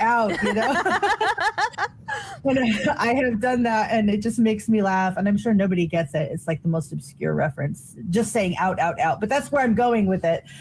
Owen, please learn more than one song. Yeah, more than Please, My Kingdom Mine. you over could and have over learned again. any other song, Owen. Yeah, that's true. He seems to be kind of a one-hit wonder type guy. But that one hit, but you get to 100 barding, they'll just throw money at you. Yes. Like humans, Mordhell, doesn't matter if you're trying to infiltrate and sneak away. You go to their tavern and you just sing This Kingdom Mine and they'll throw you 300 sovereigns. It's the only song in all of Midkemia, so people love it because they don't have music otherwise. Cav 2K there has just reminded me of the April Fool's joke I did for 2022 with the This Kingdom Mine ad. What'd you do? For Owen's, Aeon Toll animated one of those spoof like infomercial adverts for ordering Owen's This Kingdom Mine album. Oh my god, I've seen that.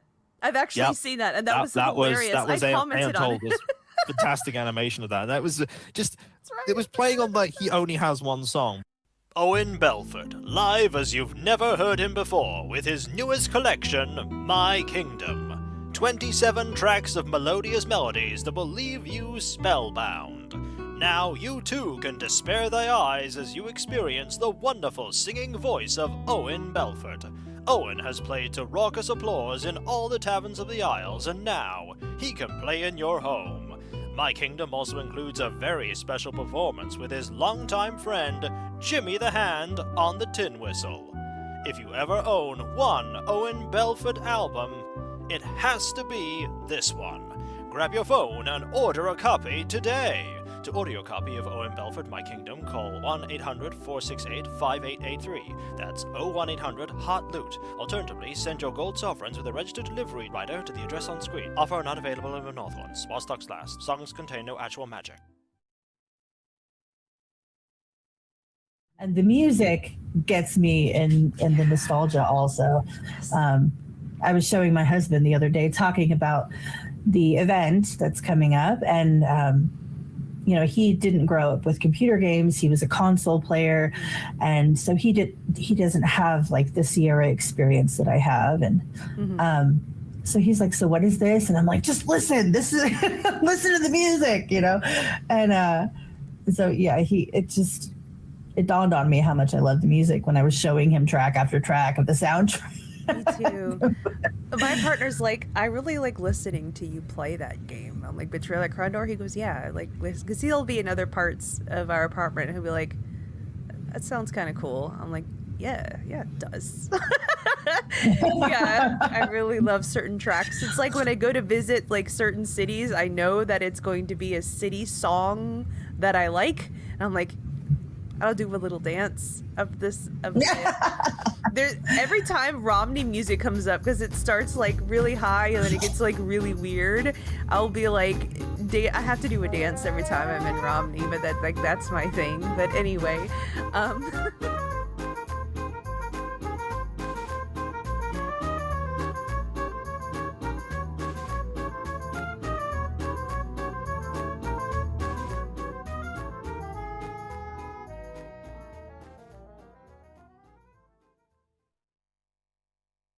feel about like all the text-based game during your gameplay experience? And this is unique to you because you're a content creator, you're a YouTuber. So not only do you have to read it for yourself, but you also have to read it and make that appealing to an audience that's watching you. So how did you feel about that? And how did it set it apart? I loved it. Okay. I love things like that. I love the game giving me a wall of text because I'm like, yes, I get to read this entire wall of text. Did you do voices? Oh, yes. I remember you did. You know how Jimmy the Hand is meant to be quite young? Yes. Not when I voiced him. This was Jimmy the Hand. I don't know why, but this voice kind of stuck for the entire game. It fit with the model character as far as I'm Just concerned. like, it's like, why? But I loved reading it. I loved reading the prose. The music as well did a great job when it was a cutscene one for setting the scene. But it's just great giving voice to both the what's happening and the characters. I think that game would have lost something with all that text from having voice acting. And I'm glad it didn't have voice acting. That's a good point. Yeah. Nowadays, if this game had been made, it wouldn't have had the prose. It would have. True. They would have. Well, it would have animated the actual cutscene, which, while great, you would have lost the things that a novel has. It's sort of almost like a halfway house of you get the gameplay of the game, but you also get the prose of a novel in the actual thing, even if it is just Jimmy has gone into this building, met a woman, and then her husband has punched him in the face. Yes. That's a real thing that happened. It's a real thing that happens. Just you don't know which house it's going to be, but then you get punched in the face. Just the detail that's put into the storylines, the fact that it's a little bit darker, it's more adult. I'm not saying it's inappropriately adult-like or anything like that. Though I do recall one priestess everyone seems to love. Which isn't bad, you guys. It's not a bad thing. It is a little more gritty. It's a little more adult. I love how every interaction is almost a short scene. And it's all through the writing that these encounters happen. You stumble upon this barn and you investigate the barn. The characters grin to themselves and it's all very detailed and it wraps itself up nicely in a bow. It's always enjoyable to just read what's happening when you get text on your screen. And I can't say that for every game. I just feel like it was a fresh take. It was something different. It has a great detailed storyline with phenomenal writing. And I think I'm probably going to have to say that the writing sets it apart more than anything else. It's so well done in the way the dialogue is done, in the way the inventory is explained. Oh, okay, you got to figure it out on your own. And you think about it, it's like that in real life, right? Nobody explains to you what this person's like. You're gonna figure it out maybe from their attitudes and their behaviors. Oh, okay, this person's a jerk, or this person's pretty kind. Just figure it out. And I think that's you figure it out on your own. And I think that I like the fact that not a lot of games do that, but Krondor does. And I think that's what I think. Right. The fact that it says a lot, but it doesn't actually say a lot. Another thing that set the game apart, since we're on the subject, item descriptions. You did not have many items. You had very few items compared to other RPGs that you would drown into all sorts of items. But all the items made sense. They were part of the world. They were part of the lore. You could right-click those, and you would get a description by the one character of the party describing taking the item, looking it around, weighing the blade, maybe stuff like that. It was really, really immersive. You were letting me know that it helped you with English. Learning all the walls of text was actually something that not only you got enjoyment from, but it helped broaden your vocabulary. It did with me too. There were a couple of words that I learned as a young child. I didn't know what I was reading, and I also learned. So, is that true for you as well? Definitely. I'm not sure when it was that we started learning English at school, but I was a bit proficient in English, but it was, I guess, mostly from computers and stuff like that. And reading through Betrayal at Krondor's text, yeah, I probably understood 2/3 of it, let's say, maybe more. I mean, I could get the point, but yeah, I still had a dictionary next to me, so it was slow going. But I think that at the end of the game, I was much better at reading. Understanding of English. So yeah. There was one word in particular I remember I didn't know what it was, and it was only used once in the game, and it's nictiate, which is another way of kind of like blinking, and I didn't know what that meant, and it was like Garath's eyes nictiated in the light. In the background, what I have behind me is the game, the little game, your project. Little, it's gonna be huge to me. I've already played the demo, which is out already. It's awesome. Your game is called Call of Sargnar. Can you tell me a little bit about it? Yeah, thanks. That's my little baby project. I've been developing it for, I don't know, 20 years in my head, but about 6 in code, and it's still a long ways to go. But it is basically as Neil Halford would say, a Baka-like, which is basically a tribute to Betrayal at Krondor. It grew out of the necessity, basically. I wanted to play another Betrayal at Krondor. There was no other games like it, so I basically, yeah, I wanted to do a spiritual sequel, since I could not license the universe, I made my own and everything from scratch. It started out as basically a clone of Betrayal at Krondor, inspired very heavily. But since then, yeah, I have developed and expanded those systems, so it's becoming something of its own, basically. You guys have made a masterpiece. You probably know about it. You won enough awards for it, and it's still highly regarded today. By so many people, even newer generations. And yeah, of course, what better praise than knowing that it inspired me to create my own.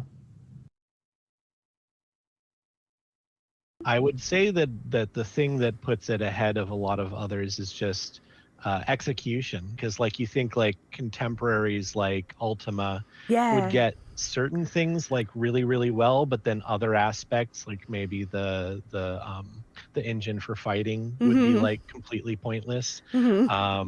So I feel like in comparison to all that, you know, I mean, Betrayal brings like this like mostly open world concept to the table. It brings, you know, it brings like full on 3D, like putting it all together and then having it all executed well, so that you're not really like let down by any one aspect, even if the other ones are, you know, are like good, whereas a lot of other games they were kind of like lopsided.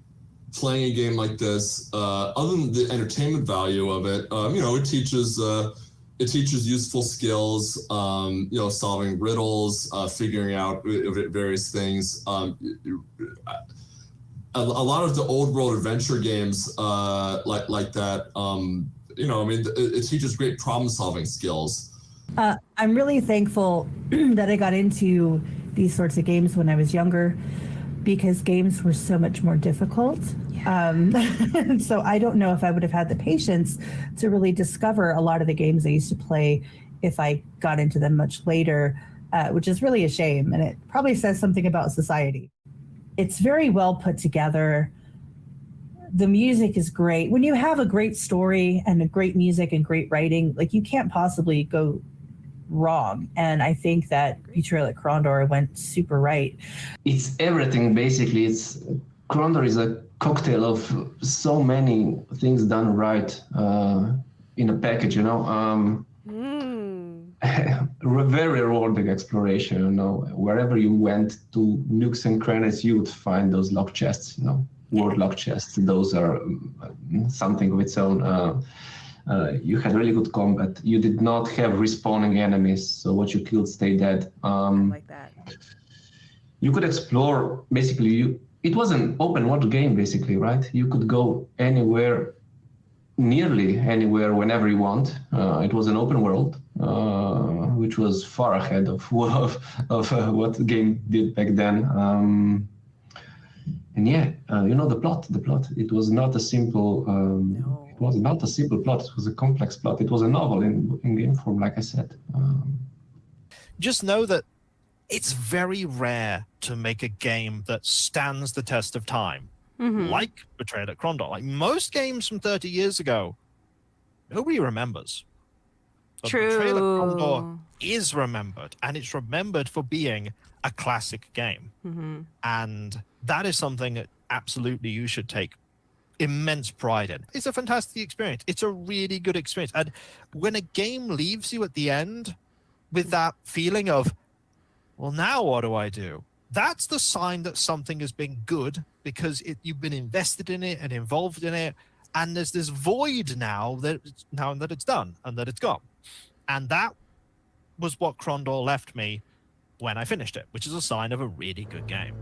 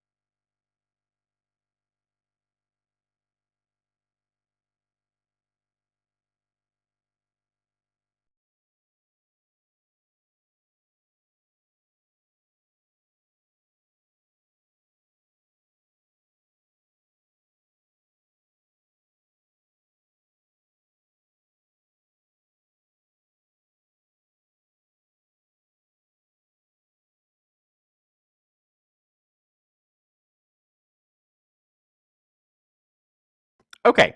Sorry, let's try that again. You just missed all of my incredible jokes. I just feel terrible.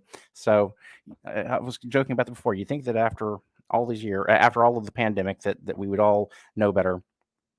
Would know better to turn the mic back on. Anyway, I just want to, again, I want to thank all of the amazing folks that came in and participated on our panel today.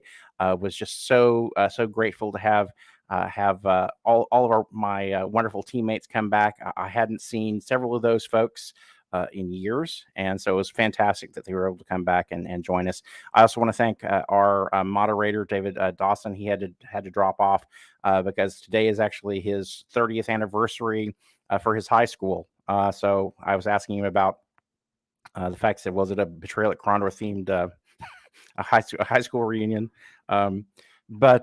Anyway, but I wanted to again just thank my fellow devs for coming on and participating in the chats today.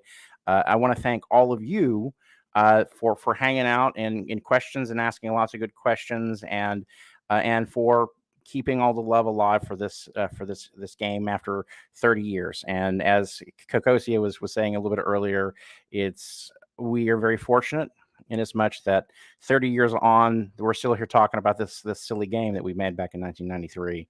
And not everybody gets that privilege. And the fact that there are still folks out there playing it, they're on Twitch, they're streaming it, they're talking about it and stuff. And so you're an incredible fandom. And I've just been very privileged over the years to be able to work and interact with you guys. Damian,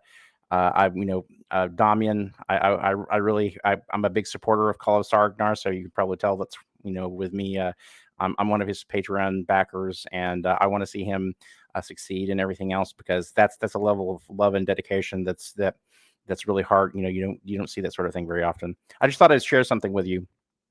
So last night we had the big anniversary party with devs, and I mentioned earlier is we had two people fly in. One fellow came in from Providence, Rhode Island. Another fellow and his girlfriend came in from Las Vegas, and that was amazing. But something that was kind of fun that wasn't took me by surprise is that three people came up to me and gave me gifts, and these gifts were awards that were left behind at Dynamics after I had left. And so I have one of the awards at home, which was the Compute Award, but this sucker is the one that I was really happy to kind of show up. And this was the Game of the Year award from Strategy Plus magazine. And there were two awards that I didn't even remember we'd won. And so I have to add those of you who follow my blog on neilhalford.com, I'll have to add that to the list of awards that Krondor won over the years. But anyway, thank you again. Thank you for showing up and doing stuff. We're going to rebroadcast this on Kilgore's channel probably in a few days. I'm going to try to make myself available to answer more questions as we do the rebroadcast. As always, if you follow me on Facebook or Twitter or Instagram, always happy to answer questions or take comments or whatever. Anyway, thank you all. Have a wonderful afternoon. If any of you happen to be near Portland that are watching this, Jane and I are actually going to run up and hit Powell's for a little bit, because you know that I'm a book fiend. And so we're going to go hit the world's largest independent bookstore that's up in Portland. So we'll be up there in a couple hours. Anyway, thanks for watching. Take care. And until next time, I'm Neil Halford, and Betrayal of Krondor 30. Thanks.